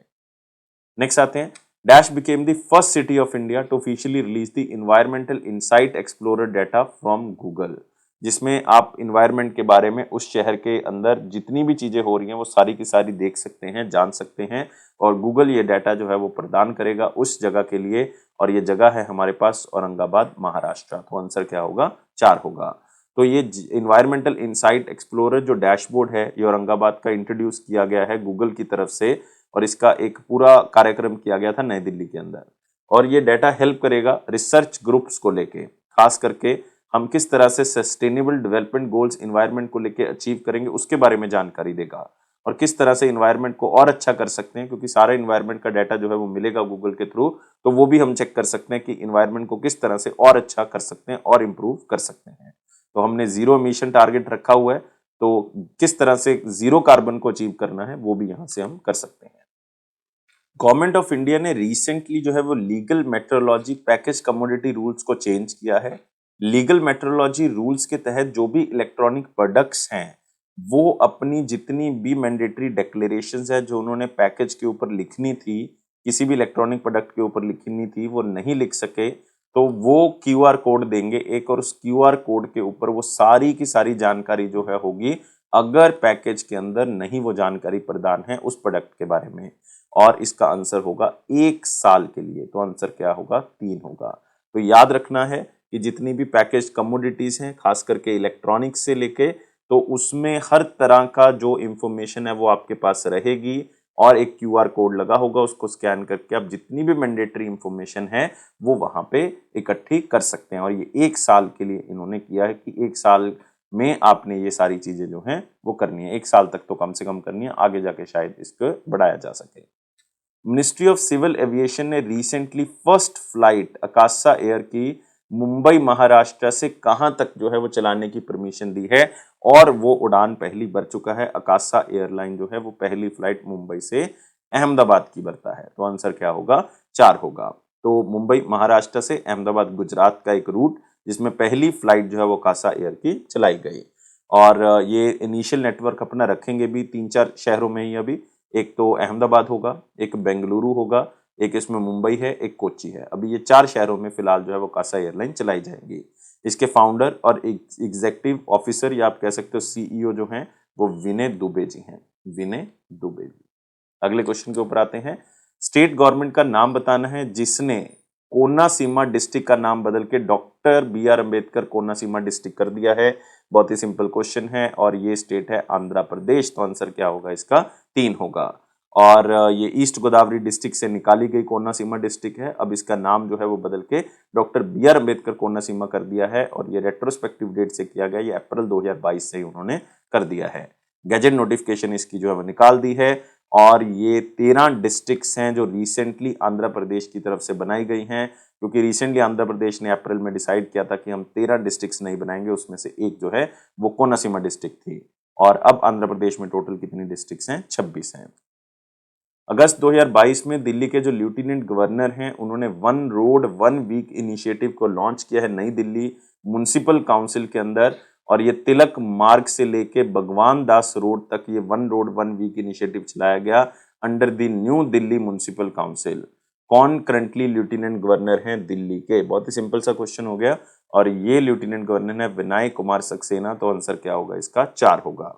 तो one road one week initiative के साथ दिल्ली म्युनिसिपल काउंसिल ने तिलक मार्ग से लेके भगवान दास तक जो है ये पूरा का पूरा कैंपेन चलाया, और इस इनिशिएटिव के तहत जितनी भी रोड रिपेयर करनी है, कोई मेंटेनेंस करनी है उसकी, तो कोई फुटपाथ बनाना है, पेवमेंट बनाना है, या कोई भी चीज बनानी है, तो 1 हफ्ते के अंदर एक रोड के ऊपर वो काम करेंगे। इसमें कुछ भी हो सकता है, ट्रीज लगाने का काम भी होगा, पेड़ लगाएंगे आसपास, और ग्रिल्स को पेंट करेंगे आसपास की, रोड्स को मेंटेन करने के लिए अलग अलग, उसको सुंदर दिखाने के लिए अलग अलग चीजें की जाएंगी। कौन सी स्टेट गवर्नमेंट है जिसने रिसेंटली अपनी पहली ई टैक्सी सर्विसेज जो है वो स्टार्ट की है? स्टेट गवर्नमेंट की तरफ से सरकार ने स्टार्ट किया है। इवन इसको प्राइवेट कंपनी ने स्टार्ट नहीं किया, और इसका नाम क्या है ई टैक्सी सर्विस का? केरला सवारी। तो आंसर क्या होगा इसका? 3 होगा, केरला सवारी। और गवर्नमेंट की अपनी ये ई टैक्सी सर्विस है, मतलब आप कह सकते हो कि ऑनलाइन कैब होती है, जैसे आपने ओला सुना हुआ है, उबर सुना हुआ है, तो इस तरह से ये ई टैक्सी कैब जो है वो केरला सवारी के नाम से ऑनलाइन कैब सर्विस स्टार्ट की है। तो पहला ऐसा इनिशिएटिव है जो किसी भी स्टेट गवर्नमेंट की तरफ से स्टार्ट किया गया हो। और केरला सवारी जो इनिशिएटिव है ये Kerala motor transport workers welfare की तरफ से स्टार्ट किया गया है। अगस्त 2022 में यूनेस्को ने स्पेशली अनाउंस किया कि 106 साल पुरानी एस्ट्रोनॉमिकल ऑब्जर्वेटरी जो कि लंगर सिंह कॉलेज में है वो यूनेस्को की इंडेंजर्ड हेरिटेज लिस्ट में नहीं है क्योंकि काफी मीडिया रिपोर्ट्स आई जिसमें ये बताया गया कि ये ऑब्जर्वेटरी जो कि लंगर सिंह कॉलेज में स्थित है ये यूनेस्को की इंडेंजर्ड हेरिटेज लिस्ट में आती है, लेकिन फिर यूनेस्को ने क्लियर किया कि नहीं, ये इंडेंजर्ड हेरिटेज लिस्ट में नहीं है। तो ये जो एस्ट्रोनॉमिकल ऑब्जर्वेटरी की बात करें जो लंगर सिंह कॉलेज में, ये कौन से शहर में स्थित है? ये है दोस्तों मुजफ्फरपुर बिहार में स्थित। तो आंसर क्या होगा इसका? 4 होगा। तो अनाउंसमेंट की गई है स्पेशल, कई मीडिया रिपोर्ट्स को इन्होंने गलत कहा है और यूनेस्को की इंडेंजर्ड लिस्ट में ये शामिल नहीं है। और ये अनाउंसमेंट इसलिए किया गया क्योंकि साइट को पहले अनाउंस कर दिया गया था कि UNESCO list of endangered heritage में है, अब इसको मना कर दिया है। और ये first of its kind observatory है जो ईस्टर्न इंडिया वाली साइड पर बनाई गई है, मतलब बिहार वाली साइड पर बनाई गई है। और 1916 में इसको जो है वो स्थापित किया गया था स्पेशली स्टूडेंट्स को नॉलेज देने के लिए आसमान के बारे में। अगस्त 2022 union minister of corporation Amit Shah ji ने ई लॉन्च किया है on boarding of cooperatives on the government e marketplace. कई कॉपरेटिव्स को जो है वो गवर्नमेंट ई मार्केट प्लेस में शामिल किया गया है नई दिल्ली में। और ये government e market place portal जो है वो कौन सी मिनिस्ट्री के अंडर आता है? ये आता है दोस्तों ministry of commerce and industry के अंदर। तो आंसर क्या होगा इसका? 3 होगा। तो आपने याद रखना है कि टोटल 589 कॉपरेटिव जो है वो सिलेक्ट की गई हैं जो कि government e market place portal के ऊपर आएंगी। और आपने ये भी याद रखना है साथ में कि जो ये गवर्नमेंट का ई मार्केट प्लेस है ये एक वन स्टॉप पोर्टल है जिसमें हर तरह की ऑनलाइन प्रोक्योरमेंट जो है वो सरकार की तरफ से की जाती है गुड्स एंड सर्विसेज की। मतलब आप कह सकते हो ministry of commerce and industry ने इस गवर्नमेंट ई मार्केट प्लेस को लॉन्च किया था 2016 में। मतलब जो भी किसान जो है वो पैदा करते हैं वो सारा का सारा गवर्नमेंट ई मार्केट प्लेस के थ्रू जो है वो सरकार क्या करती है? प्रोक्योर करती है, ऑनलाइन माध्यम से प्रोक्योर करती है। और इससे ओपन भी रहता है सिस्टम और ट्रांसपेरेंट भी रहता है, अकाउंटेबिलिटी भी बनी रहती है सरकार की। कौन सी स्टेट ने रिसेंटली एक ज्वाइंट स्टेटमेंट लॉन्च की है असम गवर्नमेंट के साथ ताकि असम सरकार जो है वो स्टेट के साथ कोई भी बॉर्डर डिस्प्यूट ना रखे, मतलब कोई भी लड़ाई झगड़ा ना रखे?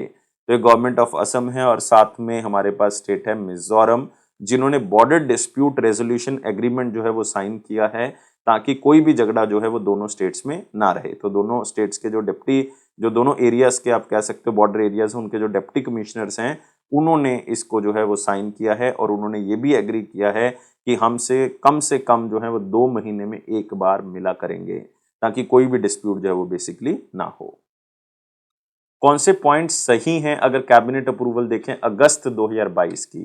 तो एक बार पढ़ लेते हैं कौन कौन सी कैबिनेट अप्रूवल्स की बात हो रही है। यूनियन कैबिनेट ने अप्रूव किया है ताकि प्रधानमंत्री आवास योजना अर्बन को और आगे बढ़ाया जा सके, उसको कंटिन्यू रखेंगे। उन्होंने कहा कि 31 दिसंबर 2024 तक इसको कंटिन्यू रखेंगे।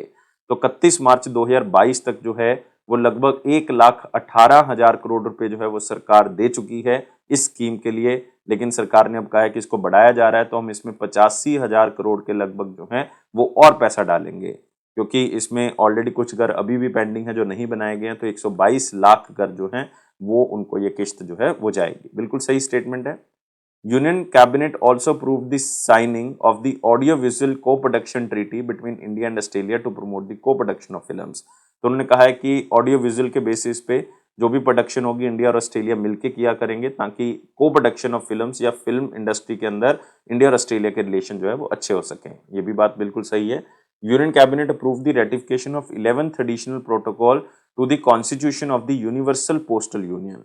तो उसमें हमने जो है वो कुछ लाइक एग्रीमेंट्स किए हैं यूनिवर्सल पोस्टल यूनियन के साथ, हमने कुछ आइडियाज उनको दिए हैं और हमने उनके जो विचार हैं यूनिवर्सल पोस्टल यूनियन के उनको अपनाने की बात भी जो है वो कही है क्योंकि इनकी रिसेंटली मीटिंग हुई है यूनिवर्सल पोस्टल यूनियन की जो कि कहाँ पे हुई है? कोटे दे वॉयर में हुई है। तो वहां पे ये डिस्कशन की गई। इतना इंपॉर्टेंट पॉइंट नहीं है लेकिन सही है।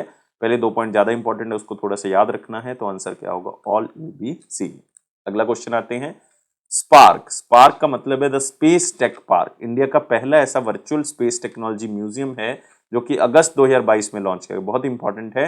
स्पेस टेक्नोलॉजिकल पार्क है लेकिन वर्चुअल पार्क है। और कौन सी ऑर्गेनाइजेशन या मिनिस्ट्री ने इस पार्क को बनाया है?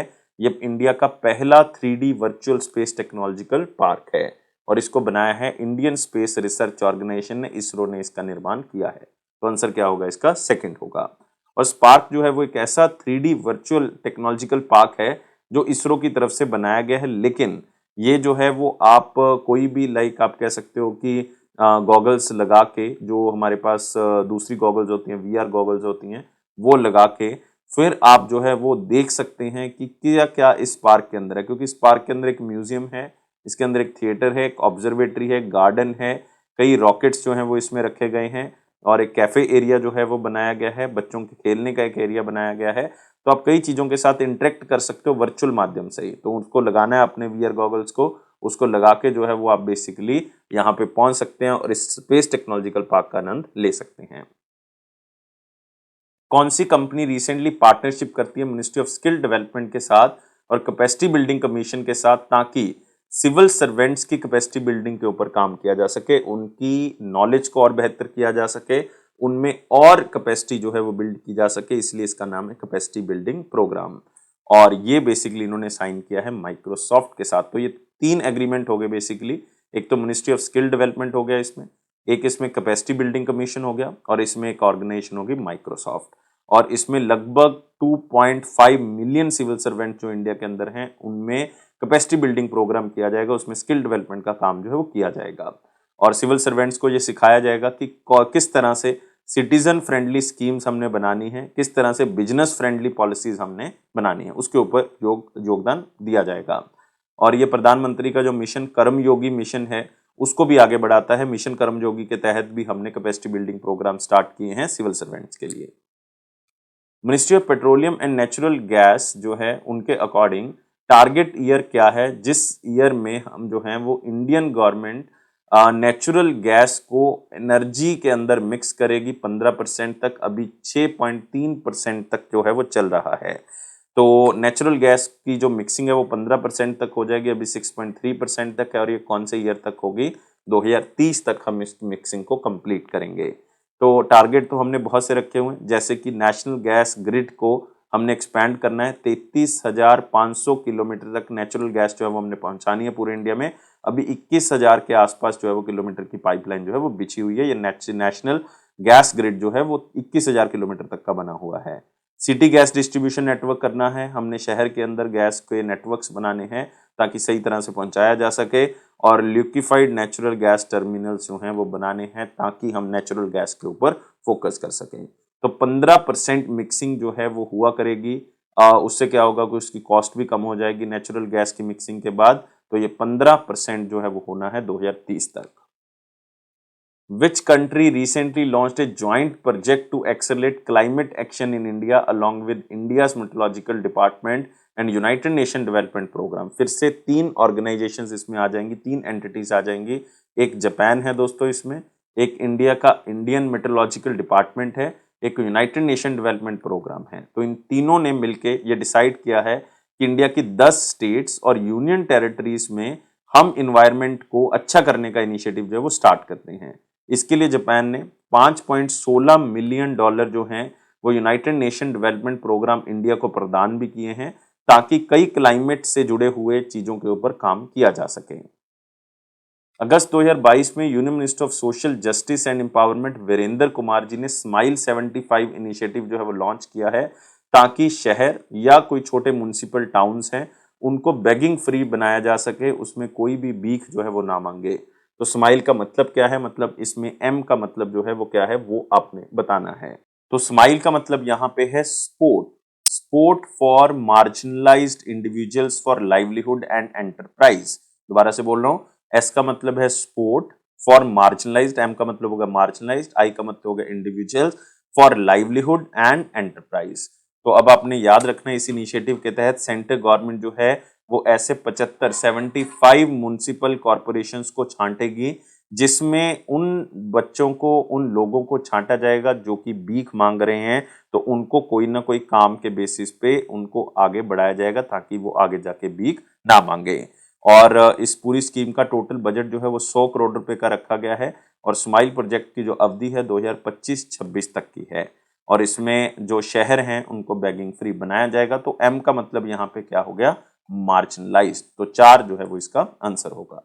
अगले क्वेश्चन के ऊपर आते हैं। As per the Ministry of Finance, income taxpayers will not be allowed to enroll in the Atal pension योजना स्कीम।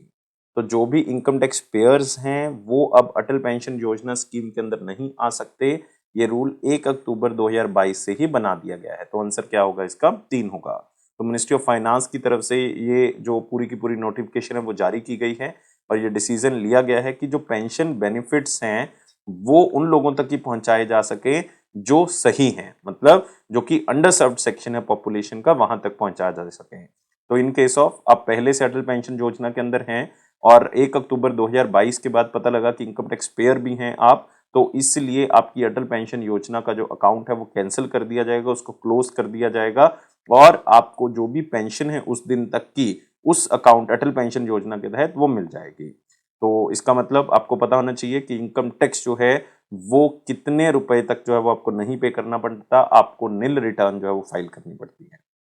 अगस्त 2022 में अगस्थ्यमलाई एलिफेंट रिजर्व कौन सी स्टेट का, तमिलनाडु स्टेट का एलिफेंट रिजर्व बन गया, कौन से नंबर का, मतलब उसमें ऑलरेडी उतने जो है वो एलिफेंट रिजर्व थे, अब ये 5वां एलिफेंट रिजर्व तमिलनाडु को मिल गया है जिसका नाम है अगस्थ्यमलाई एलिफेंट रिजर्व। तो 1,19,000 हेक्टेयर का ये अगस्थ्यमलाई जो पूरा एरिया है और साथ में ये स्थित जो है वो तिरुनेलवेली और कन्याकुमारी डिस्ट्रिक्ट के बीच में है और ये वर्ल्ड एलिफेंट डे के दिन ये घोषणा की गई है। वर्ल्ड एलिफेंट डे 12 अगस्त को मनाया गया और फॉरेस्ट इकोसिस्टम को मेंटेन करने के लिए, एलिफेंट को बचा के रखना, उसके लिए उसको प्रिजर्व करना बहुत ही इंपॉर्टेंट है। और गवर्नमेंट ऑफ इंडिया ने ये मैसेज जो है वो दिया है कि हमने एलिफेंट को रिजर्व करना है एलिफेंट कंजर्वेशन के थ्रू। और 4 एलिफेंट रिजर्व ऑलरेडी हैं तमिलनाडु में। कौन कौन से, एक तो नीलंबूर है, नीलंबूर एलिफेंट रिजर्व, एक पेरियार एलिफेंट रिजर्व है, एक हमारे पास अन्नामलाई एलिफेंट रिजर्व है और एक नीलगिरी एलिफेंट रिजर्व और 5वां अगस्थ्यमलाई। कौन सा इंस्टीट्यूट रिसेंटली जो है वो all India council for technical education के साथ टाई अप करता है ताकि नॉर्थ ईस्ट इंडिया को अलग अलग तरह के सॉल्यूशंस प्रोवाइड कर सके अपनी एक्सपर्टीज के थ्रू, और ये इंस्टीट्यूट है आईआईटी गुवाहाटी। तो आंसर क्या होगा इसका, दूसरा होगा। तो आईआईटी गुवाहाटी जो कि असम के अंदर स्थित है उसने all India council for technical education के साथ टाई अप किया है ताकि नॉर्थ ईस्ट इंडिया में, चाहे वो पानी को लेके हो, चाहे वो इलेक्ट्रिसिटी को लेके हो, चाहे इंटरनेट को लेके हो, हर तरह के सॉल्यूशंस हमने नॉर्थ ईस्ट इंडिया में प्रदान करने हैं। और ये first of its kind project है जो कि आप कह सकते हो इस तरह का चलाया गया नॉर्थ ईस्ट रीजन को बेहतर बनाने के लिए। तो आईआईटी गुवाहाटी अपना योगदान इसमें प्रदान करेगा। 13 अगस्त 2022 को इंडिया ने 11 और वेटलैंड, मैंने पहले भी बताया था कि 11 और वेटलैंड जो है वो शामिल कर ली हैं। तो पहले जो है वो 54 थी, 10 और शामिल की गई, 64 होगी। अब 11 को और ऐड कर लिया है तो टोटल वेटलैंड्स कितनी हो चुकी हैं, 75। इंडिया के अंदर 75 वेटलैंड्स हो चुकी हैं और टोटल एरिया जो है वो लगभग 13,26,000 हेक्टेयर के आसपास जो है वो वेटलैंड के अंदर शामिल हो गया है। और जो 11 नई साइट शामिल की गई हैं इसमें 4 जो हैं वो तमिलनाडु से हैं, 3 ओडिशा से हैं, इसमें 2 जम्मू कश्मीर से हैं और एक इसमें जो ली गई है वो मध्य प्रदेश से और एक महाराष्ट्र से। तो सबसे ज्यादा साइट जो है वो तमिलनाडु की हैं। अगले क्वेश्चन के ऊपर आते हैं। क्लाइमेट पॉलिसी इनिशिएटिव की एक रिपोर्ट रिलीज की गई है जिसका नाम है landscape of green finance in India, कि कितना ग्रीन फाइनेंस इंडिया में हो रहा है, मतलब ऐसे प्रोजेक्ट के ऊपर फाइनेंस हो रहा है जो इन्वायरमेंट को नुकसान नहीं पहुंचा रहे हैं या इन्वायरमेंट को ठीक कर रहे हैं। तो उसकी इस रिपोर्ट के अंदर क्लेम किया गया कि इंडिया के अंदर 2019-20 में कितना फाइनेंस हुआ है हर साल के ऑन एन एवरेज के बेसिस पे, और वो आप कह सकते हो इंडिया को जितनी जरूरत है उसका 25% से भी कम है, 25% से भी कम है। और ये टोटल हुआ है 3,09,000 करोड़। तो आंसर क्या होगा इसका, 3 होगा।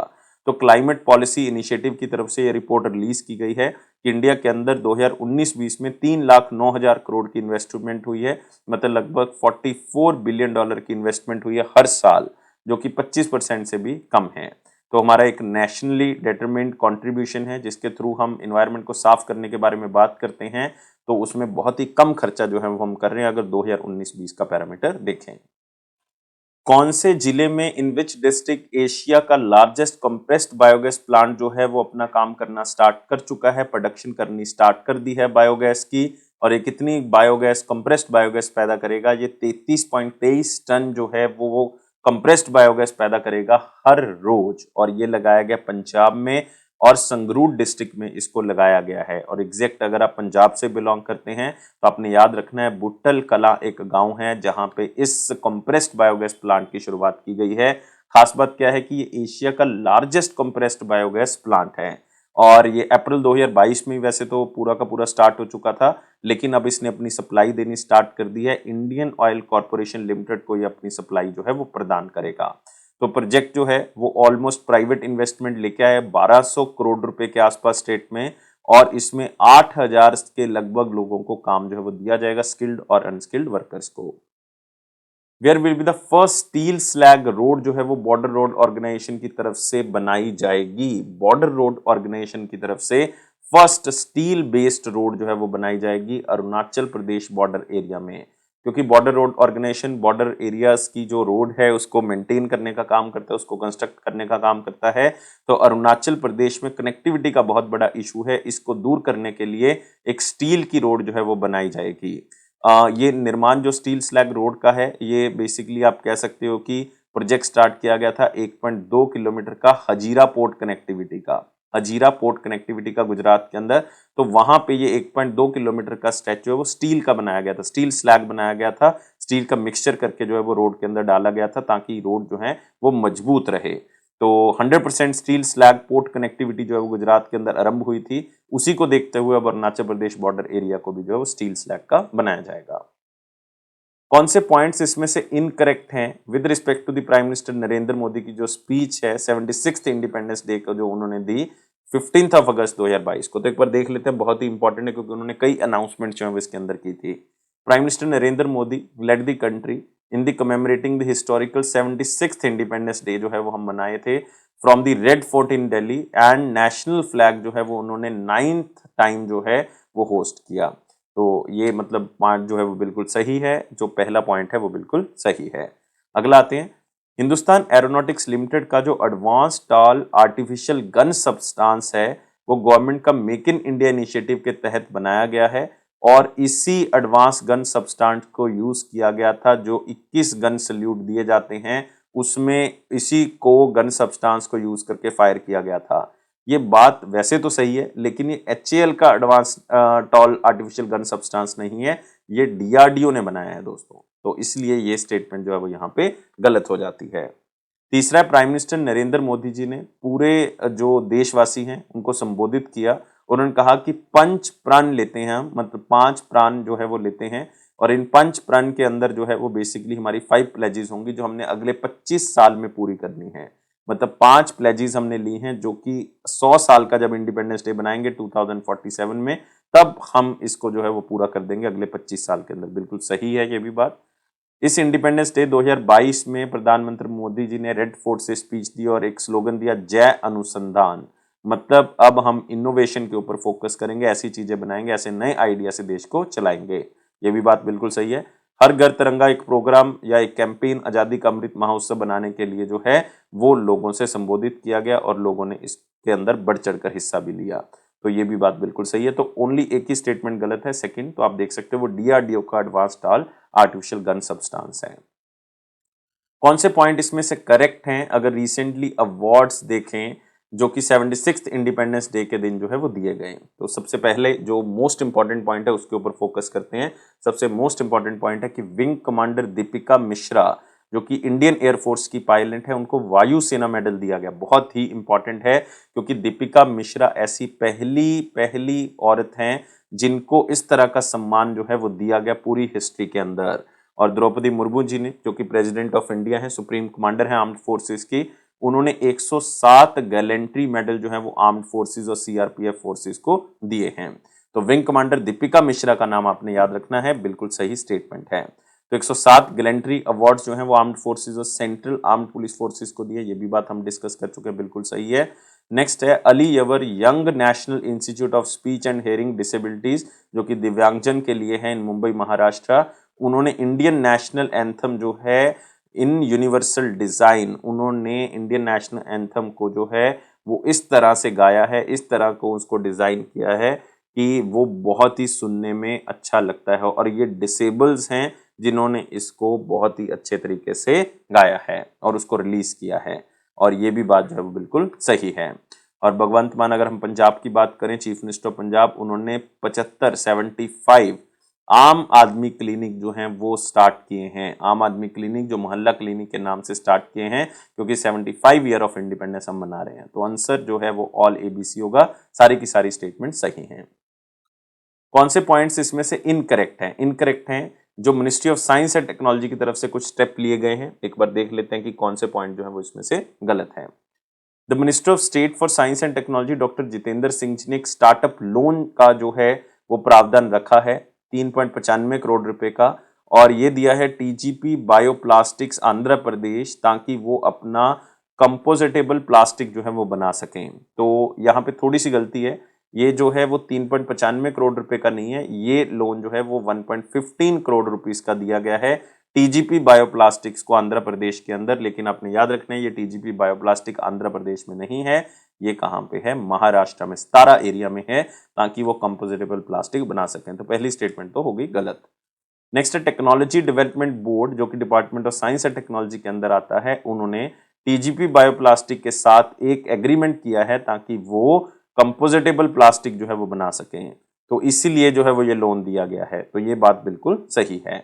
और इस फंडिंग के बाद जो हमारे पास टेक्नोलॉजिकल डेवलपमेंट बोर्ड है, TGP बायोप्लास्टिक जो है वो टारगेट पूरा करेगा 880 मेट्रिक टन पर एनम का। तो मतलब आप कह सकते हो इस फंडिंग के साथ द टेक्नोलॉजी डेवलपमेंट बोर्ड जो है वो TGP के टारगेट को पूरा करवाएगी 880 मेट्रिक टन पर एनम का। तो ये भी बात जो है वो बिल्कुल सही है। तो इसका मतलब ओनली स्टेटमेंट जो गलत है ए है, तो आंसर क्या होगा इसका? एक होगा। Which district recently became India's first full functional literate district?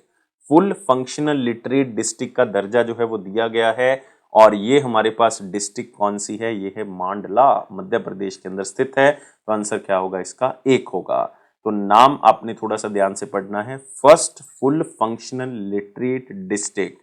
और 2020 में जो यहाँ की डिस्ट्रिक्ट एडमिनिस्ट्रेशन है मांडला की, उन्होंने यहाँ पे कैंपेन चलाया था कि डिस्ट्रिक्ट के अंदर जितने भी लोग हैं वो सारे के सारे एजुकेट हमने करने हैं, फुल्ली लिटरेट करने हैं। उसके लिए चाहे कोई भी तरह के एजुकेटर्स हमें लेके आने पड़े, डिपार्टमेंट ऑफ एजुकेशन से लेके आने पड़े, वुमेन एंड चाइल्ड डेवलपमेंट से लेके आने पड़े, सोशल वर्कर्स लेके आने पड़े, उसको हम लिटरेट बनाएंगे। पूरी इंटायर डिस्ट्रिक्ट जो है वो 2 साल के अंदर जो है वो लिटरेट कर दी गई है, क्योंकि 2020 के अंदर इस कैंपेन को चलाया गया था। याद रखना है, Mandla Madhya Pradesh first full functional literate district है, जहां पे लोग अपना नाम लिख सकते हैं, पढ़ सकते हैं और भी कोई चीज पढ़ सकते हैं। कौन से पॉइंट्स इनकरेक्ट है? अगर हम रिसेंटली कैबिनेट अप्रूवल देखें जो 17 अगस्त को मीटिंग हुई, तो यूनियन कैबिनेट ने अप्रूव किया है एक कॉन्ट्रैक्ट बिटवीन इंडिया और फ्रांस। इंडिया और फ्रांस के बीच में कॉन्ट्रैक्ट साइन हुआ, जो कि इंटरनेशनल ट्रांसपोर्ट फोरम को लेके हुआ है, और ये इंडियन ट्रांसपोर्ट सेक्टर को इंप्रूव करने के बारे में हुआ है। तो आप कह सकते हो इंडिया और फ्रांस के बीच में एक एग्रीमेंट हुआ जो कि ट्रांसपोर्ट सेक्टर को लेके हुआ, ताकि इंडियन ट्रांसपोर्ट सेक्टर को हम इंप्रूव कर सकें। बिल्कुल सही स्टेटमेंट है। नेक्स्ट है, यूनियन कैबिनेट ने अप्रूव किया है कि हम emergency credit line guarantee scheme के अंदर जो है वो पैसे को बढ़ा रहे हैं। पहले इन्होंने कहा था कि 10,000 करोड़ बढ़ाएंगे, लेकिन अब इन्होंने अनाउंस कर दिया 50,000 करोड़ बढ़ाएंगे। तो ये स्टेटमेंट यहाँ पे थोड़ी सी गलत हो जाती है, और ये 50,000 करोड़ जो बढ़ाया गया है ये 4.5 लाख करोड़ से बढ़ा के 5 लाख करोड़ कर दिया है। तो emergency credit line guarantee scheme के तहत 5 लाख करोड़ रुपए जो है वो दिए जाएंगे। ये बात यहाँ पे गलत हो जाती है, इस स्टेटमेंट को अब हमने ठीक कर दिया है। Union cabinet also approved interest subvention of 1.5% per annum on the short term agriculture loan up to 3 lakh. तो 3 लाख रुपए तक का अगर लोन लेते हो तो उसमें 1.5% जो है वो सरकार जो है वो खुद पे करेगी, मतलब 1.5% आपको सब्सिडी मिलेगी। तो ये बात जो है वो यहाँ पे बिल्कुल सही है। तो ओनली स्टेटमेंट जो इनकरेक्ट है वो है बी। तो आंसर क्या होगा इसका? सेकंड। कौन से पॉइंट इसमें से करेक्ट हैं? अगर रिसेंटली इनिशिएटिव देखें, यमुना पार आजादी का अमृत महोत्सव जो हुआ है न्यू दिल्ली में, तो उसमें कौन कौन से इनिशिएटिव जो है वो लॉन्च किए गए हैं? तो एक बार पढ़ लेते हैं। यूनियन मिनिस्टर ने जो है वो जलज इनिशिएटिव लॉन्च किया 26 शहरों में, ताकि छोटी छोटी शॉप्स जो है वो बनाई जा सकें, या फिर आप कह सकते हो फ्लोटिंग मोबाइल सेंटर्स बना सकें, रिवर गंगा के आसपास, ताकि लोगों का जो रहन सहन है वो ऊंचा हो सके, उनको कुछ जो है वो कमाई होनी स्टार्ट हो, ताकि वो अपने जो जीवन स्तर को है ऊपर उठा सके। तो बिल्कुल सही स्टेटमेंट है, याद रखना है। 26 शहरों में छोटी छोटी शॉप्स खोलने का या फ्लोटिंग मोबाइल सेंटर खोलने का गंगा नदी के आसपास ये प्रावधान जो है वो यूनियन मिनिस्टर ने वर्चुअली लॉन्च किया है। टूरिज्म रिलेटेड पोर्टल जो है जिसका नाम है आई एम अवतार प्लेटफॉर्म, उसको लॉन्च किया है ताकि गंगा के आसपास लोग जो है रहते हैं तो वहां पे उनका जो लाइक आप कह सकते हो कि उनका जीवन स्तर है वो ऊंचा उठ सके, क्योंकि टूरिज्म गंगा के आसपास बहुत ज्यादा है। तो उस प्लेटफॉर्म के तहत जो है वो यहाँ पे आप कह सकते हो कि टूरिज्म को उभारने की कोशिश है, ताकि maximum to maximum tourism Ganga नदी के आसपास हो, लोगों को रोजगार मिले और लोगों का जीवन स्तर ऊपर हो। दूसरी स्टेटमेंट भी बिल्कुल सही है। नेक्स्ट है national mission of clean Ganga. National mission of clean Ganga and Sahakar Bharati ने एक एमओयू साइन किया है ताकि सस्टेनेबल इकोनॉमिकल डेवलपमेंट के ऊपर फोकस किया जा सके। इसका मतलब है कि हम पब्लिक पार्टिसिपेशन के थ्रू, कई लोकल कोऑपरेटिव्स के थ्रू जो है वो गंगा के ऊपर जो है वो कई तरह के काम जो है वो स्टार्ट करने में लोगों की हेल्प करे। इकोनॉमिकल डेवलपमेंट के ऊपर फोकस किया गया, तो बिल्कुल सही है। तो इसका मतलब तीनों ही पॉइंट सही है, तो ऑल एबीसी इसका आंसर होगा। पहला पॉइंट जो है इंपॉर्टेंट है क्वेश्चन पॉइंट ऑफ व्यू से। कौन सी स्टेट ऐसी पहली स्टेट बन गई है जिसको हर घर जल का टाइटल जो है वो दिया गया है, और ये पहली स्टेट कौन सी है? गोवा। तो आंसर क्या होगा इसका? 4, मतलब हर घर में जो है वो स्वच्छ टैप वाटर आपको मिलेगा रूरल एरिया के अंदर, और 2.63 लाख रूरल हाउस होल्ड जो गोवा के अंदर स्थित हैं उन तक पानी जो है पहुंचने लग गया है। इसलिए पहली हर घर जल स्टेट जो है वो कौन सी है? गोवा। और अगर एग्जामिनर आपको यूटी पूछ ले तो आपने लगाना है Dadra and Nagar Haveli, Daman and Diu. ये ऐसी पहली यूटी बन गई है जो हर घर गल यूटी बन चुकी है, क्योंकि लगभग 85,000 घरों को यहाँ पे ये टैप वाटर जो है वो मिल रहा है। तो इसका मेन मकसद यही है कि कोई भी पीछे छूटना नहीं चाहिए, हर घर में स्वच्छ जल टैप वाटर जो है वो मिलना चाहिए। ऐसी पहली स्टेट कौन सी बन गई है जो ब्लॉकचेन टेक्नोलॉजी के थ्रू सीड्स की डिस्ट्रीब्यूशन करेगी? जो बीज हैं उनको डिस्ट्रीब्यूट किया जाएगा किसानों को, और ऐसी पहली स्टेट बन गई है झारखंड। तो आंसर क्या होगा इसका? 4 होगा। तो झारखंड ऐसी पहली स्टेट जो कि जो बीज है उसको डिस्ट्रीब्यूट करेगी ब्लॉकचेन टेक्नोलॉजी के थ्रू। इसका मेन मकसद यही है कि एक तो मिक्सिंग जो है बीज की वो बंद हो जाएगी, और साथ ही आप कह सकते हो कि जो खराब सीड हैं वो भी इसमें से निकल जाएंगे, और कई तरह की जो करप्शन होती है वो भी इसमें से खत्म करने की कोशिश की गई है। और साथ में इसमें सीड एक्सचेंज स्कीम भी स्टार्ट की गई है, मतलब पुराने बीज आप जो है वो देके जा सकते हैं, नए बीज जो है वो लेके जा सकते हैं, वो भी ब्लॉकचेन टेक्नोलॉजी के थ्रू डिस्ट्रीब्यूट किए जाएंगे। तो झारखंड ऐसी पहली स्टेट है। जितेंद्र सिंह जो कि यूनियन मिनिस्टर ऑफ स्टेट है साइंस एंड टेक्नोलॉजी के, उन्होंने फाइनेंशियल एड कितनी दी है महाराष्ट्र का हाइड्रोजन स्टार्टअप को, और ताकि इंडिजीनियसली डेवलप किया जा सके हाइड्रोजन सेक्टर को, हाइड्रोजन का निर्माण किया जा सके, इस टेक्नोलॉजी के ऊपर फोकस किया जा सके। तो जितेंद्र सिंह जी ने टोटल कंट्रीब्यूशन दिया है 3.29 करोड़ रुपए का। तो आंसर क्या होगा इसका? दूसरा। तो union minister of state for science and technology जो इंडिपेंडेंट चार्ज हैं जितेंद्र सिंह जी, उन्होंने अनाउंस किया कि 3.29 करोड़ हम हाइड्रोजन स्टार्टअप के लिए दे रहे हैं महाराष्ट्र को, ताकि हाइड्रोजन एनालिसिस टेक्नोलॉजी के ऊपर काम किया जा सके, क्योंकि हमारा एक नेशनल हाइड्रोजन मिशन है जिसके तहत हम क्लाइमेट टारगेट्स को अचीव करने की कोशिश कर रहे हैं, और हम कई हाइड्रोजन हब्स बना रहे हैं ताकि हाइड्रोजन का निर्माण जो है वो किया जा सके। क्योंकि हमारा टारगेट है कि 2030 तक हम 5 मिलियन टन हाइड्रोजन का निर्माण करेंगे। टेक्नोलॉजी डेवलपमेंट बोर्ड ने रिसेंटली फर्स्ट एक्वाकल्चर प्रोजेक्ट जो है वो बनाया है using state of the art dash technology for production of tilapia fish, ताकि तिलापिया फिश का निर्माण जो है वो किया जा सके, और ये इजराइल की टेक्नोलॉजी के साथ किया जाएगा। तो आंसर क्या होगा इसका? 3 होगा। तो टेक्नोलॉजी डेवलपमेंट बोर्ड जो कि एक स्टैट्यूटरी बॉडी है department of science and technology की, उसने पहली बार कोई एक्वाकल्चर प्रोजेक्ट जो है वो स्टार्ट किया है, और इजराइल की टेक्नोलॉजी के थ्रू इसको स्टार्ट किया है ताकि हम तिलापिया फिश की प्रोडक्शन के ऊपर काम कर सकें। तो आपने याद रखना है ये जो टेक्नोलॉजी डेवलपमेंट बोर्ड है ये कई तरह के प्रोजेक्ट स्टार्ट करेगा प्रधानमंत्री मत्स्य संपदा योजना के तहत, और ब्लू रेवोल्यूशन लेके आएगा जिसमें मछली पालन के ऊपर फोकस किया जाएगा और तिलापिया फिश की प्रोडक्शन के ऊपर बढ़ाया जाएगा।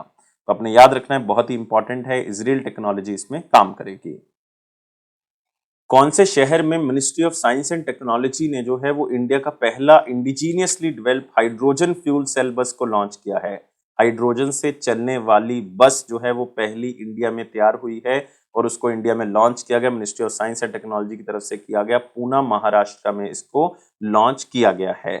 इसको council of scientific and industrial research, जिसको CSIR कहते हैं, उसका एक इंस्टीट्यूशन है, national chemical laboratory and central electrochemical research institute, उसने इसको जो है वो बेसिकली क्या किया है, बनाया है।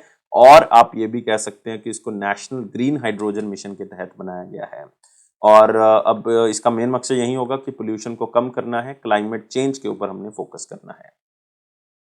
अगस्त 2022 में government of India was awarded the geographical indication tag status to Mithila makhana. Mithila makhana को geographical indication tag दे दिया गया है।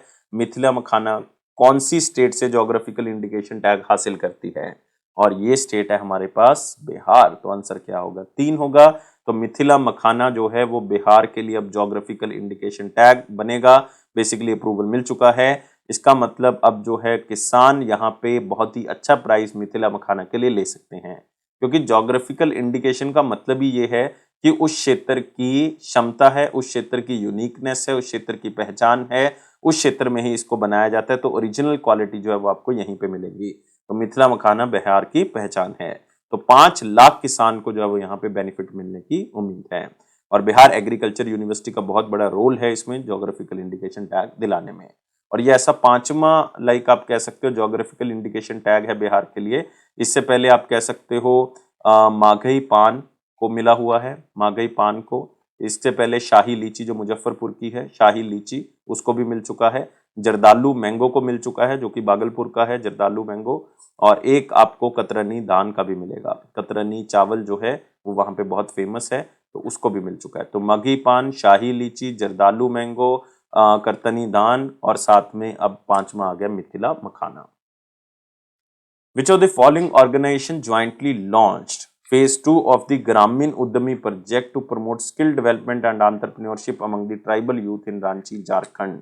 तो स्पेशली रांची झारखंड में जो ट्राइबल्स हैं उनके अंदर स्किल डेवलपमेंट का काम किया जा सके, ग्रामीण उद्यमी प्रोजेक्ट जो है वो स्टार्ट किया गया, उसका फेज 2 स्टार्ट किया गया।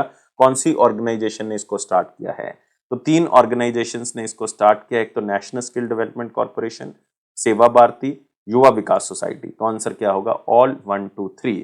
तो मेन मकसद यही है कि जो ट्राइबल्स हैं झारखंड के अंदर, खास करके जो रांची वाला एरिया है, उसमें उनको कोई ना कोई स्किल प्रदान करें, वो कोई ना कोई काम करेंगे जिससे उनको रोजगार मिलेगा और उनका जीवन स्तर जो है वो ऊपर उठेगा। तो उनको प्रैक्टिकल नॉलेज जो है वो यहाँ पे देने की बात कही जा रही है। अगस्त 2022 में पंजाब और हरियाणा गवर्नमेंट ने ये कह दिया है कि चंडीगढ़ इंटरनेशनल एयरपोर्ट का जो नाम होगा कौन से शहीद के नाम से रखा जाएगा। दोनों एग्री कर चुके हैं और ये भगत सिंह के नाम से रखा जाएगा। तो आंसर क्या होगा इसका? 3। तो पंजाब एंड हरियाणा ने ये एग्री कर लिया कि चंडीगढ़ इंटरनेशनल एयरपोर्ट का नाम अब भगत सिंह एयरपोर्ट के नाम से रखा जाएगा। और ये 485 करोड़ रुपए का लागत से तैयार हुआ एयरपोर्ट, जो कि एयरपोर्ट अथॉरिटी ऑफ इंडिया के अंतर्गत आता है, और साथ में इसमें शेयर पंजाब का भी है और हरियाणा का भी है। सबसे ज्यादा share airport authority of India 51% जो है वो इसी का है, और 24.5% पंजाब का, 24.5% इसमें हरियाणा का है। नेक्स्ट आते हैं, what is the target year that the government of India has set for the eradication of visceral leishmaniasis popularly known as kala azar. तो काला अजहर को खत्म करने के लिए कौन सा साल जो है वो चुन लिया है गवर्नमेंट ऑफ इंडिया ने, ताकि इसको पूरी तरह से खत्म कर दिया जाए, जिसको हम विसरल लेशमनेसिस के नाम से भी जानते हैं। और ये सरकार खत्म कर देगी अगले साल तक, 2023 तक इसको खत्म कर दिया जाएगा। काला अजहर जो है वो एक निग्लेक्टेड ट्रॉपिकल डिजीज है, जो कि आप कह सकते हो कि सैंड फ्लाइज के काटने से होता है। मतलब एक इस तरह की मक्खी होती है जिसको काटने से जो है वो काला अजहर हो जाता है। और आप कह सकते हो कि सबसे डेडलीस्ट ये पैरासिटिक किलर है जो किसी के काटने से होता है। मलेरिया सबसे बड़ा है, दूसरे नंबर पे इसको गिना जाता है। तो एक रिटन रिप्लाई जो है बेसिकली लोकसभा में दिया गया था minister of state for health and family welfare doctor Bharati Pravin ji की तरफ से, कि 633 ब्लॉक में से जहां पे ये फैला हुआ है काला अजहर, जहां पे हो सकता है, उसमें से 625 में हम ऑलरेडी खत्म कर चुके हैं। तो इसका मतलब 8 ब्लॉक्स रह चुके हैं, उसमें भी धीरे धीरे करके इसको खत्म कर दिया जाएगा, क्योंकि इसका टारगेट पहले 2021 तक का था, लेकिन अब 2023 तक इसको बिल्कुल खत्म कर दिया जाएगा। विच मिनिस्ट्री, कौन सी मिनिस्ट्री ने एक बड़े चलो कैंपेन लॉन्च किया है आजादी का अमृत महोत्सव के टाइम पे, ताकि यूथ सेंट्रिक एक्टिवेशन जो है वो की जा सके, ताकि अमृत महोत्सव लोगों तक पहुंचाया जा सके। और ये मिनिस्ट्री ऑफ कल्चर का इनिशिएटिव है कि लोग बढ़ चढ़ कर इसमें आजादी का अमृत महोत्सव में हिस्सा लें। और ये कैंपेन जो है वो 10 शहरों तक चलाया गया। हर रोज जो है वो 10 शहर इसमें चुने जाते थे और 5 अगस्त से लेके इसको 11 अगस्त के बीच में चलाया गया। मतलब हर रोज 10 शहरों को चुना जाता था, उसमें आजादी का अमृत महोत्सव पहुंचाया जाता था। मतलब आप कह सकते हो कि 7 दिनों का ये कैंपेन 70 शहरों में पहुंचा और बड़े चलो के थ्रू जो है वो कई डांस प्रोग्राम, कई तरह के प्रोग्राम जो है वो प्राइम लोकेशंस पे किए गए। तो टोटल इन्होंने 75 शहरों में ये प्रोग्राम किया है, 70 नहीं 75 शहरों में प्रोग्राम किया है। हर रोज 10 शहरों के साथ, लास्ट दिन इन्होंने 15 शहर चुने और 75 साल हमने सेलिब्रेट किए। अगस्त 2022 में Digantara announced plans to establish India's first private space situational awareness observatory in dash, कहां पे बनाएंगे, to track object as small as 10 centimetre in size orbiting the earth. तो जो धरती के पास, जो हमारी पृथ्वी के आसपास जो हैं, वो कुछ 10 सेंटीमीटर के छोटे छोटे ऑब्जेक्ट जो घूम रहे हैं, उसको भी नोटिस करने के लिए first private space situational awareness observatory बनाई है। किसने? दिगांतरा, जो कि एक स्पेस कंपनी है, जो कि एक प्राइवेट स्पेस कंपनी है, स्टार्टअप है। उसने ये ऑब्जर्वेटरी कहां पे बढ़ाई है? गढ़वाल एरिया में, उत्तराखंड में। तो आंसर क्या होगा इसका? 4 होगा। तो दिगांतरा ऑलरेडी एग्रीमेंट साइन कर चुका है उत्तरा गवर्नमेंट के साथ, ताकि वहां पे जो है वो इसको स्थापित किया जा सके और छोटे छोटे ऑब्जेक्ट्स जो अर्थ के आसपास घूमते हैं उसको ट्रैक करने के लिए इस ऑब्जर्वेटरी को बनाया गया है। उस यूनियन मिनिस्टर ऑफ स्टेट का नाम बताना है जिसने सस्टेनेबल डेवलपमेंट गोल्स एंथम और बुकलेट को रिलीज किया है, और ये हैं हमारे पास कपिल मोरेश्वर पाटिल जी। तो आंसर क्या होगा इसका? 2 होगा। मिनिस्टर ऑफ स्टेट फॉर पंचायती राज हैं कपिल मोरेश्वर पाटिल जी, और ministry of rural development and panchayat Punjab के जो कुलदीप सिंह धालीवाल जी हैं, उन्होंने एक नेशनल वर्कशॉप का उद्घाटन किया है, ताकि जो सस्टेनेबल डेवलपमेंट गोल्स हैं उनकी लोकलाइजेशन की जा सके। ना अब ये क्वेश्चन बहुत इंपॉर्टेंट है, एक बार यूपीएससी में भी पूछा गया था कि localisation of sustainable development goals क्या होता है। लोकलाइजेशन का मतलब है कि पंचायत को टारगेट्स दिए जाए सस्टेनेबल डेवलपमेंट गोल्स को लेके, और कुछ अप्रोच रखी जाए कि ये टारगेट्स आपने यहां तक पूरे करने हैं, तो उसके बेसिस पे हम धीरे धीरे करके इन टारगेट्स को पूरा करेंगे। तो सस्टेनेबल डेवलपमेंट गोल्स की एंथम और एक बुकलेट रिलीज की गई है, और उसके बेसिस पे एक एप्लीकेशन भी लॉन्च की गई है जिसका नाम है प्राइम एप्लीकेशन। प्राइम एप्लीकेशन जो कि पंजाब स्टेट की तरफ से लॉन्च की गई है स्पेशली, जिसमें सस्टेनेबल डेवलपमेंट गोल्स के लेके टारगेट हम जो है पूरे करेंगे। कौन सी स्टेट गवर्नमेंट है जो कि इंडिया का फर्स्ट एजुकेशन टाउनशिप बनाने जा रही है, जिसका मेन मकसद होगा single entry multiple exit. India का पहला फर्स्ट एजुकेशनल टाउनशिप जो है वो बनाया जा रहा है उत्तर प्रदेश में। तो आंसर क्या होगा इसका? 1 होगा। तो अभी ये स्टार्ट किया जाएगा सिंगल एंट्री मल्टीपल एग्जिट के साथ। मतलब एक मीटिंग हुई थी जो कि डेलॉयट इंडिया कंपनी के साथ हुई थी, जिसमें यूपी के अंदर जो है वो $1 ट्रिलियन इकोनॉमी हमने बनाना है यूपी को, ये टारगेट रखा गया था। तो इसमें जो यूपी के चीफ मिनिस्टर हैं योगी आदित्यनाथ जी ने, उन्होंने कहा कि हमें एक ऐसा एक्शन प्लान बनाना होगा जिसमें 5 एजुकेशनल टाउनशिप जो है वो बनाने होंगे, जिसमें जो है वो बच्चे कई तरह की एजुकेशन जो है वो हासिल कर सकते हैं और कई तरह से उनको रोजगार जो है वो दिया जा सकता है। तो ये है फर्स्ट एजुकेशन टाउनशिप, 5 बनाने हैं उत्तर प्रदेश में। अगस्त 2022 में इंडिया नॉमिनेट करता है एक डांस फॉर्म को, गरबा को, जो कि यूनेस्को की इंटेंजिबल कल्चरल हेरिटेज लिस्ट के लिए जो है वो जा सके। तो एक नॉमिनेशन दी है इंडिया ने कि गरबा को UNESCO intangible cultural heritage list के अंदर डालना है, तो नॉमिनेट कर दिया है। गरबा कौन सी स्टेट का फोक डांस है? गरबा जो है वो गुजरात का फोक डांस है। तो आंसर क्या होगा? 4 होगा। तो गरबा गुजराती फोक डांस जो कि नवरात्रि की टाइम पीरियड पे परफॉर्म किया जाता है, 9 दिन का ये फेस्टिवल होता है गुजरात के अंदर। और यूनेस्को के जो डायरेक्टर एंड रिप्रेजेंटेटिव हैं, उन्होंने जो है वो पिछले साल, आप कह सकते हो 2021 में, दुर्गा पूजा को जो है वो यूनेस्को की इंटेंजिबल कल्चरल हेरिटेज लिस्ट में ऐड किया था। अब देखते हैं कि नवंबर 2022 में जो है वो मीटिंग होनी है, तो इस बार गरबा को ऐड किया जाएगा या नहीं किया जाएगा। According to the union minister of state of science and technology doctor Jitendra Singh ji, India जी की जो बायो इकोनॉमी है वो $70 बिलियन से कहां तक पहुंच जाएगी 2025 तक, 2022 तक नहीं, 2025 तक कहां तक पहुंच जाएगी, ये पहुंच जाएगी $150 बिलियन तक। तो आंसर क्या होगा इसका? 3 होगा। तो union minister of state science and technology doctor Jitendra Singh, India की बायो इकोनॉमी $175 बिलियन तक पहुंचानी है। 75 साल आजादी का अमृत महोत्सव हम जो है मना रहे हैं, तो उन्होंने 75 बायोटेक इनिशिएटिव जो है वो बताए हैं। तो उन्होंने ये भी बताया है कि साथ में हम 75 अमृत टीम ग्रांट इनिशिएटिव जो है वो दे रहे हैं, जो कि जय अनुसंधान के ऊपर होंगी, मतलब हम इनोवेशन के ऊपर फोकस करेंगे और हम कई स्टार्टअप प्रोग्राम चलाएंगे बायो इकोनॉमी को इंप्रूव करने के लिए। Which of the following state was recently became the first state in India to use end-to-end digital Lok Adalat during the third National Lok Adalat of the year 2022? तो वो कहते हैं कि हम डिजिटली जो है वो लोक अदालत चलाया करेंगे। ऐसी पहली स्टेट्स जो हमारे पास हैं बेसिकली वो राजस्थान और महाराष्ट्र हैं। तो आंसर क्या होगा इसका? 1 और 2।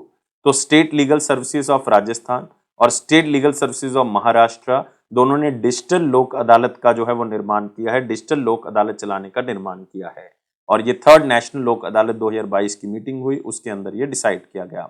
और आप कह सकते हो कि लोक अदालत एक ऐसा इनिशिएटिव है जिसमें 75 लाख केसेस जो हैं वो सेटल किए गए इंडिया के अंदर, इंक्लूडिंग जो लगभग 17 लाख केस हैं जो कि पेंडिंग पड़े हुए थे, और इसमें लगभग 58 लाख केस हैं जो लिटिगेशन में थे अभी भी। तो आर्टिफिशियल इंटेलिजेंस का यूज करके, ब्लॉकचेन टेक्नोलॉजी का यूज करके हम डिजिटल लोक अदालत को आगे बढ़ाएंगे ताकि लोगों को उनके घर पे बैठ के ही जो है वो क्या मिल सके, वहां पे न्याय मिल सके। तो ये है हमारे पास छोटी लोक अदालतें। नेम द यूनियन मिनिस्टर, नाम बताना है, who recently unveiled the gift catalogue of one district one product in the digital version, और ये नाम है इनका पीयूष गोयल जी। तो आंसर क्या होगा इसका? 2। तो union minister of commerce and industry Piyush Goyal ji ने उन्होंने गिफ्ट कैटलॉग एक वन डिस्ट्रिक्ट वन प्रोडक्ट के बेसिस पे डिजिटल वर्जन उसका उद्घाटन किया। और वन डिस्ट्रिक्ट वन प्रोडक्ट आप कह सकते हो, डिजिटल वर्जन का मतलब है कि जो लोकल प्रोडक्ट्स हैं उनको गिफ्ट के तौर पे आप दे सकते हैं और डिजिटली ही उनको ऑर्डर कर सकते हैं। इसका डिजिटल वर्जन जो है वो लॉन्च किया गया है। तो बहुत ही सिंपल क्वेश्चन है, पीयूष गोयल जी ने इसका उद्घाटन किया। कौन से पॉइंट करेक्ट हैं अगर पुडुचेरी के बजट के बारे में देखें जो फाइनेंशियल ईयर 23 का उन्होंने दिया अगस्त 2022 में? तो एक बार पढ़ लेते हैं। तो गवर्नर ऑफ पुडुचेरी जो तामिलिसाई सौंदर्य रंजन है, जिनके पास फाइनेंस का भी पोर्टफोलियो है यूटी का, उन्होंने 8900 करोड़ रुपीस का टैक्स फ्री बजट दिया यूटी का 22-23 में। तो यहाँ पे थोड़ी सी गड़बड़ है, ये 8900 करोड़ का नहीं है, ये लगभग 10,000 करोड़ रुपए का बजट है। तो पहली स्टेटमेंट जो है वो यहाँ पे गलत हो जाती है। और ये 75 मिनट का एक एड्रेस था जो तामिलिसाई सौंदर्य रंजन ने किया। फ्री ऑफ कॉस्ट लैपटॉप जो है वो स्टूडेंट्स को बांटे जाएंगे, ये अनाउंस किया गया 11th और 12th क्लास के, जो कि गवर्नमेंट या गवर्नमेंट एडेड स्कूल्स होंगे, जो गवर्नमेंट जिसमें पैसा प्रदान कर रही है। और इसमें फ्री बाईसाइकिल्स भी दिए जाएंगे बच्चों को जो कि 9वीं कक्षा में पढ़ रहे हैं, ये भी प्रदान किए जाएंगे। तो ये पॉइंट जो बिल्कुल सही है। और इस बजट के दौरान पुडुचेरी गवर्नमेंट ने अनाउंस किया कि नेशनल लॉ यूनिवर्सिटी जो है वो स्टार्ट की जाएगी पुडुचेरी के अंदर, और इसके लिए सरकार ने अलग से जो है वो कुछ प्रावधान जो है वो रखा है। तो ये भी बात जो है यहाँ पे बिल्कुल सही है। तो आंसर यहाँ पे करेक्ट पूछा है, तो आंसर क्या होगा? बी एंड सी। तो 4 जो है वो इसका आंसर होगा। अगले क्वेश्चन के ऊपर आते हैं। Name the union minister who recently release the department of commerce restructuring dossier at Vanijya Bhawan in new Delhi, Delhi. तो एक रीस्ट्रक्चर डॉजियर जो है वो बनाया गया है क्योंकि department of commerce and industry ने अपने टारगेट्स को थोड़ा सा चेंज किया है और उन्होंने कहा है कि 2 ट्रिलियन डॉलर तक हम जो है वो पूरा वर्ल्ड ट्रेड जो है वो पहुंचा देंगे। 2 ट्रिलियन डॉलर तक 2030 तक ये ट्रेड जो है वो पहुंच जाएगा। तो इसलिए उन्होंने अपने पूरे टारगेट्स को रिकंस्ट्रक्ट किया है, जिसके लिए उन्होंने ये डॉजियर, ये डॉक्यूमेंट जो है वो पेश किया है। और ये पेश किया है यूनियन मिनिस्टर है मिनिस्ट्री ऑफ कॉमर्स के पीयूष गोयल जी, उन्होंने इसको पेश किया है। Name the company that partner with the ministry of health and family welfare ताकि डिजिटल हेल्थ आईडीज बनाई जा सके आयुष्मान भारत डिजिटल मिशन के तहत, और ये कंपनी है एडलवीज जनरल इंश्योरेंस। तो आंसर क्या होगा इसका? दूसरा होगा। तो एडलवीज जनरल इंश्योरेंस ने पार्टनरशिप की है ministry of health and family welfare के साथ ताकि हम जो हैं वो आयुष्मान भारत डिजिटल मिशन को बहुत ही अच्छे से इंप्लीमेंट कर सकें और डिजिटल हेल्थ आईडीज जो है वो बना सके लोगों की एडल्वी जनरल इंश्योरेंस की मदद से। अगले क्वेश्चन के ऊपर आते हैं। Name the airport that was recently launch the beta version of Digi Yatra application for Android. मतलब एक बीटा वर्जन लॉन्च कर दिया, एंड्रॉयड एप्लीकेशन आप डाउनलोड कर सकते हो डिजी यात्रा के नाम से। कौन से एयरपोर्ट की ये एप्लीकेशन है? ये है हमारे पास दिल्ली इंटरनेशनल एयरपोर्ट की। तो आंसर क्या होगा इसका? 3 होगा। तो इन्होंने इस एप्लीकेशन को लॉन्च किया, आप कह सकते हो वन ऑफ दी ऐसा एयरपोर्ट है जो अपनी एप्लीकेशन अलग से लॉन्च करता है, और ये खास करके टर्मिनल 3 की जो इंफॉर्मेशन है वो यहाँ पे प्रदान करता है। अभी टर्मिनल 3 के ट्रायल जो है वो इस एप्लीकेशन के ऊपर चल रहे हैं, लेकिन अदरवाइज आप इस पे जो है वो जाके वहां पे हर तरह की चीज जो अवेलेबल है उसका यूज कर सकते हैं। इसमें आप डॉक्यूमेंट को अपलोड कर सकते हैं, अपने आईडी प्रूफ को अपलोड कर सकते हैं, वैक्सीन प्रूफ सर्टिफिकेट को अपलोड कर सकते हैं, बोर्डिंग पास भी जो है वो यहां से निकाल सकते हैं। तो आंसर जो है वो इसका क्या होगा? 3 होगा। कौन से पॉइंट्स जो हैं वो करेक्ट हैं with respect to the Tamil Nadu government, जो उन्होंने रिसेंटली स्टेप्स लिए हैं? तो एक बार पढ़ लेते हैं कि कौन कौन से पॉइंट्स हैं। तो पहला है, तमिलनाडु के जो चीफ मिनिस्टर एम के स्टालिन जी, उन्होंने footwear and leather product policy को लॉन्च किया तमिलनाडु की, ताकि तमिलनाडु को एक फुटवियर और लेदर सेक्टर के अंदर जो है वो आगे लेके जा सके। तो लेदर और गुड्स सेक्टर के अंदर या फुटवियर सेक्टर में मैन्युफैक्चरिंग के लिए एशिया में सबसे बड़ा सेंटर बनने के लिए तमिलनाडु गवर्नमेंट ने यह पॉलिसी का निर्माण किया। बिल्कुल सही है पॉइंट। तमिलनाडु गवर्नमेंट ने मेमोरेंडम ऑफ अंडरस्टैंडिंग साइन किया 5 कंपनीज के साथ, जिसमें 2250 करोड़ रुपए की इन्वेस्टमेंट होगी इस सेक्टर में, और लगभग 37,000 के आसपास जॉब जो है वो क्रिएट होंगी। बिल्कुल सही है। और इस कॉन्क्लेव के दौरान चीफ मिनिस्टर ने एक फाउंडेशन स्टोन, एक नींव पत्थर रखा, जो कि 400 करोड़ की लागत से बनाया जाएगा मेगा फुटवियर मैन्युफैक्चरिंग पार्क, जो कि कहां पे बनेगा? पनपक्कम में बनाया जाएगा, रानीखेत डिस्ट्रिक्ट में तमिलनाडु के अंदर। ये भी बात जो है वो बिल्कुल सही है। तो तीनों की तीनों स्टेटमेंट सही। तो आंसर क्या होगा? All A B C.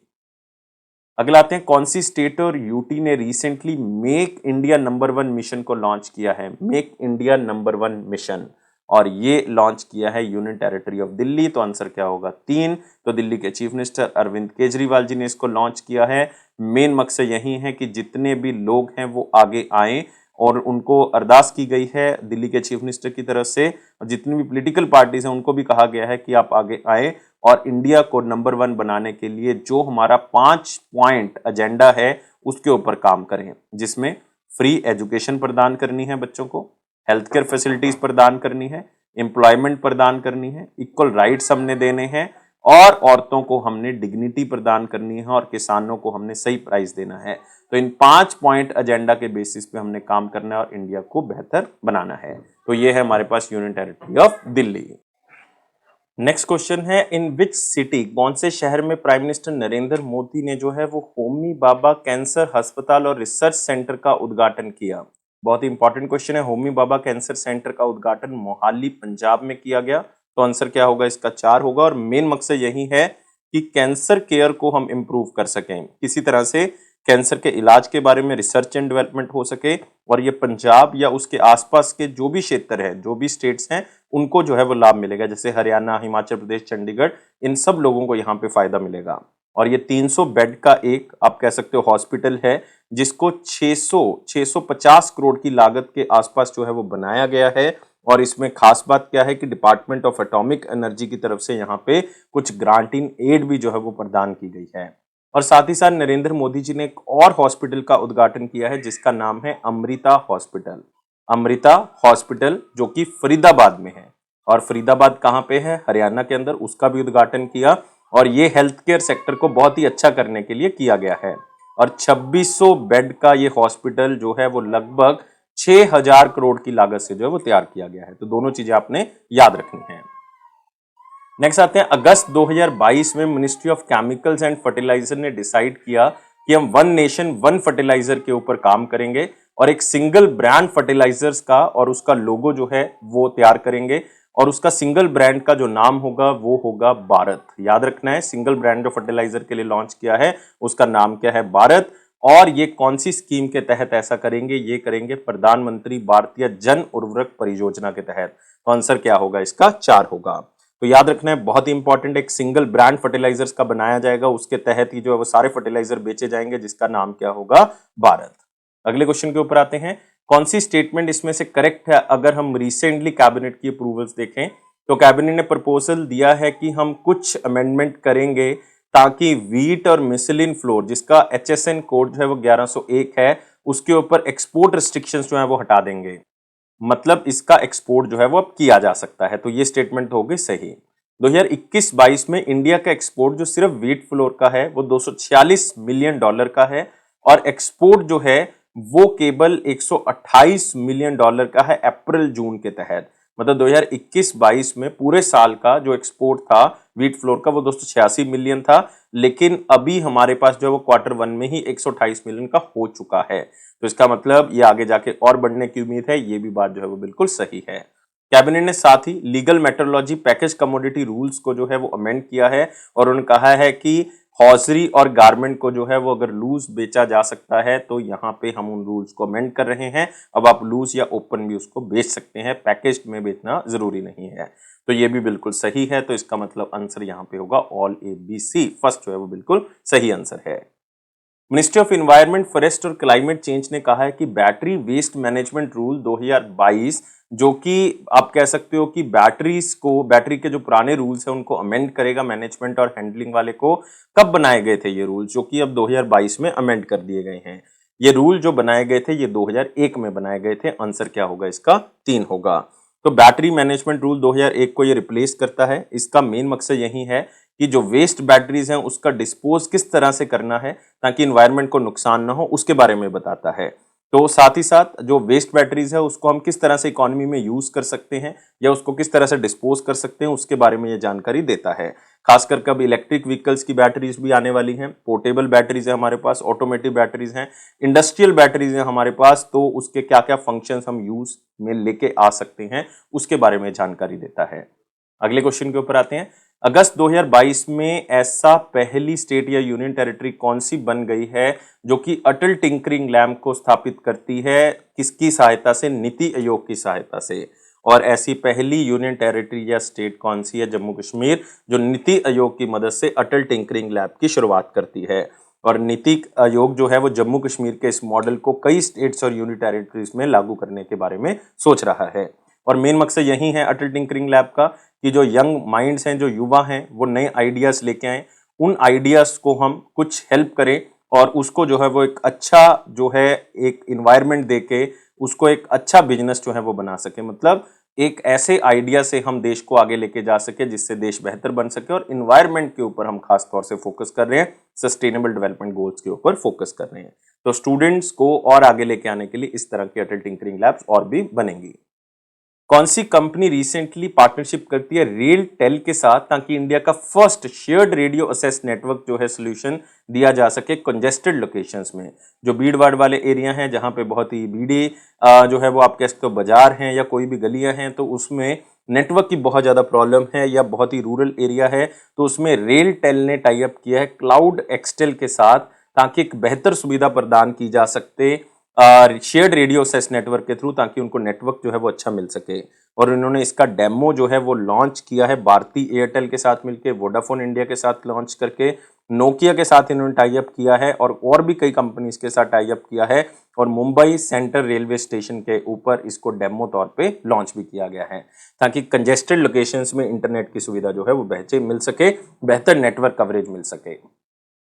Which states minister for industries and commerce recently, मतलब कौन सी स्टेट के मिनिस्टर जो इंडस्ट्रीज और कॉमर्स के हैं उन्होंने एक बायो एशिया 2023 का उद्घाटन किया है जिसका थीम क्या है? Advancing for one shaping the next generation for humanised health care. और ये मिनिस्टर हैं केटी रामाराव और ये तेलंगाना के कैबिनेट मिनिस्टर हैं इंडस्ट्रीज एंड कॉमर्स के। तो उन्होंने बायो एशिया 2023 का उद्घाटन किया है और इसमें याद रखना ये 20th एडिशन है बायो एशिया का। तो बायो एशिया 2023 जो है एक life science health technology event है जो कि गवर्नमेंट ऑफ तेलंगाना के द्वारा करवाया जाता है। और इस बार ये जो है वो 2023 में बेसिकली अभी करवाना है। ये फरवरी के महीने में होगा 2023 में। हैदराबाद में किया जाएगा, तेलंगाना में किया जाएगा। कौन सी स्टेट में union minister of agriculture and farmers welfare Narendra Singh Tomar ji ने नींव पत्थर रखा है Indo Israel centre of excellence for vegetables का? और इसका नींव पत्थर रखा गया चंदौली उत्तर प्रदेश में। यह है centre of excellence for vegetable. ये इजराइल की हेल्प से जो है वो लगाया जा रहा है और सेंटर ऑफ एक्सीलेंस के लिए जो राशि दी गई है वो ऑलमोस्ट 13 करोड़ रुपीस जो है वो दिए गए हैं।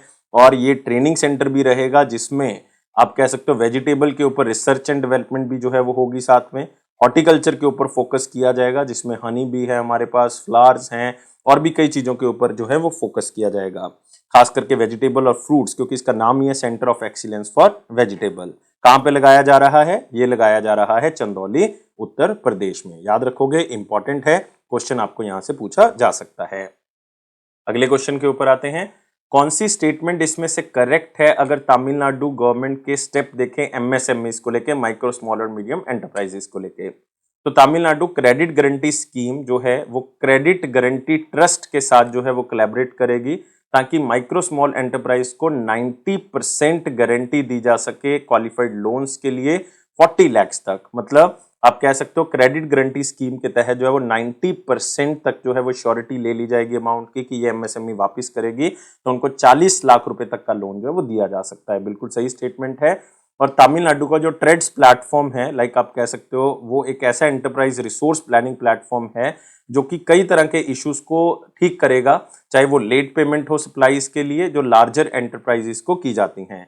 तो जो छोटी एंटरप्राइज है वो बड़ी एंटरप्राइज को कोई सामान देती हैं तो पेमेंट डिले हो जाता है, तो उसको ठीक करने के लिए तमिलनाडु का ये एंटरप्राइज रिसोर्स प्लानिंग प्लेटफॉर्म जिसका नाम है ट्रेड्स, उसको बनाया गया है। तो ये भी सही है, तो डिस्प्यूट सॉल्व हो सकता है।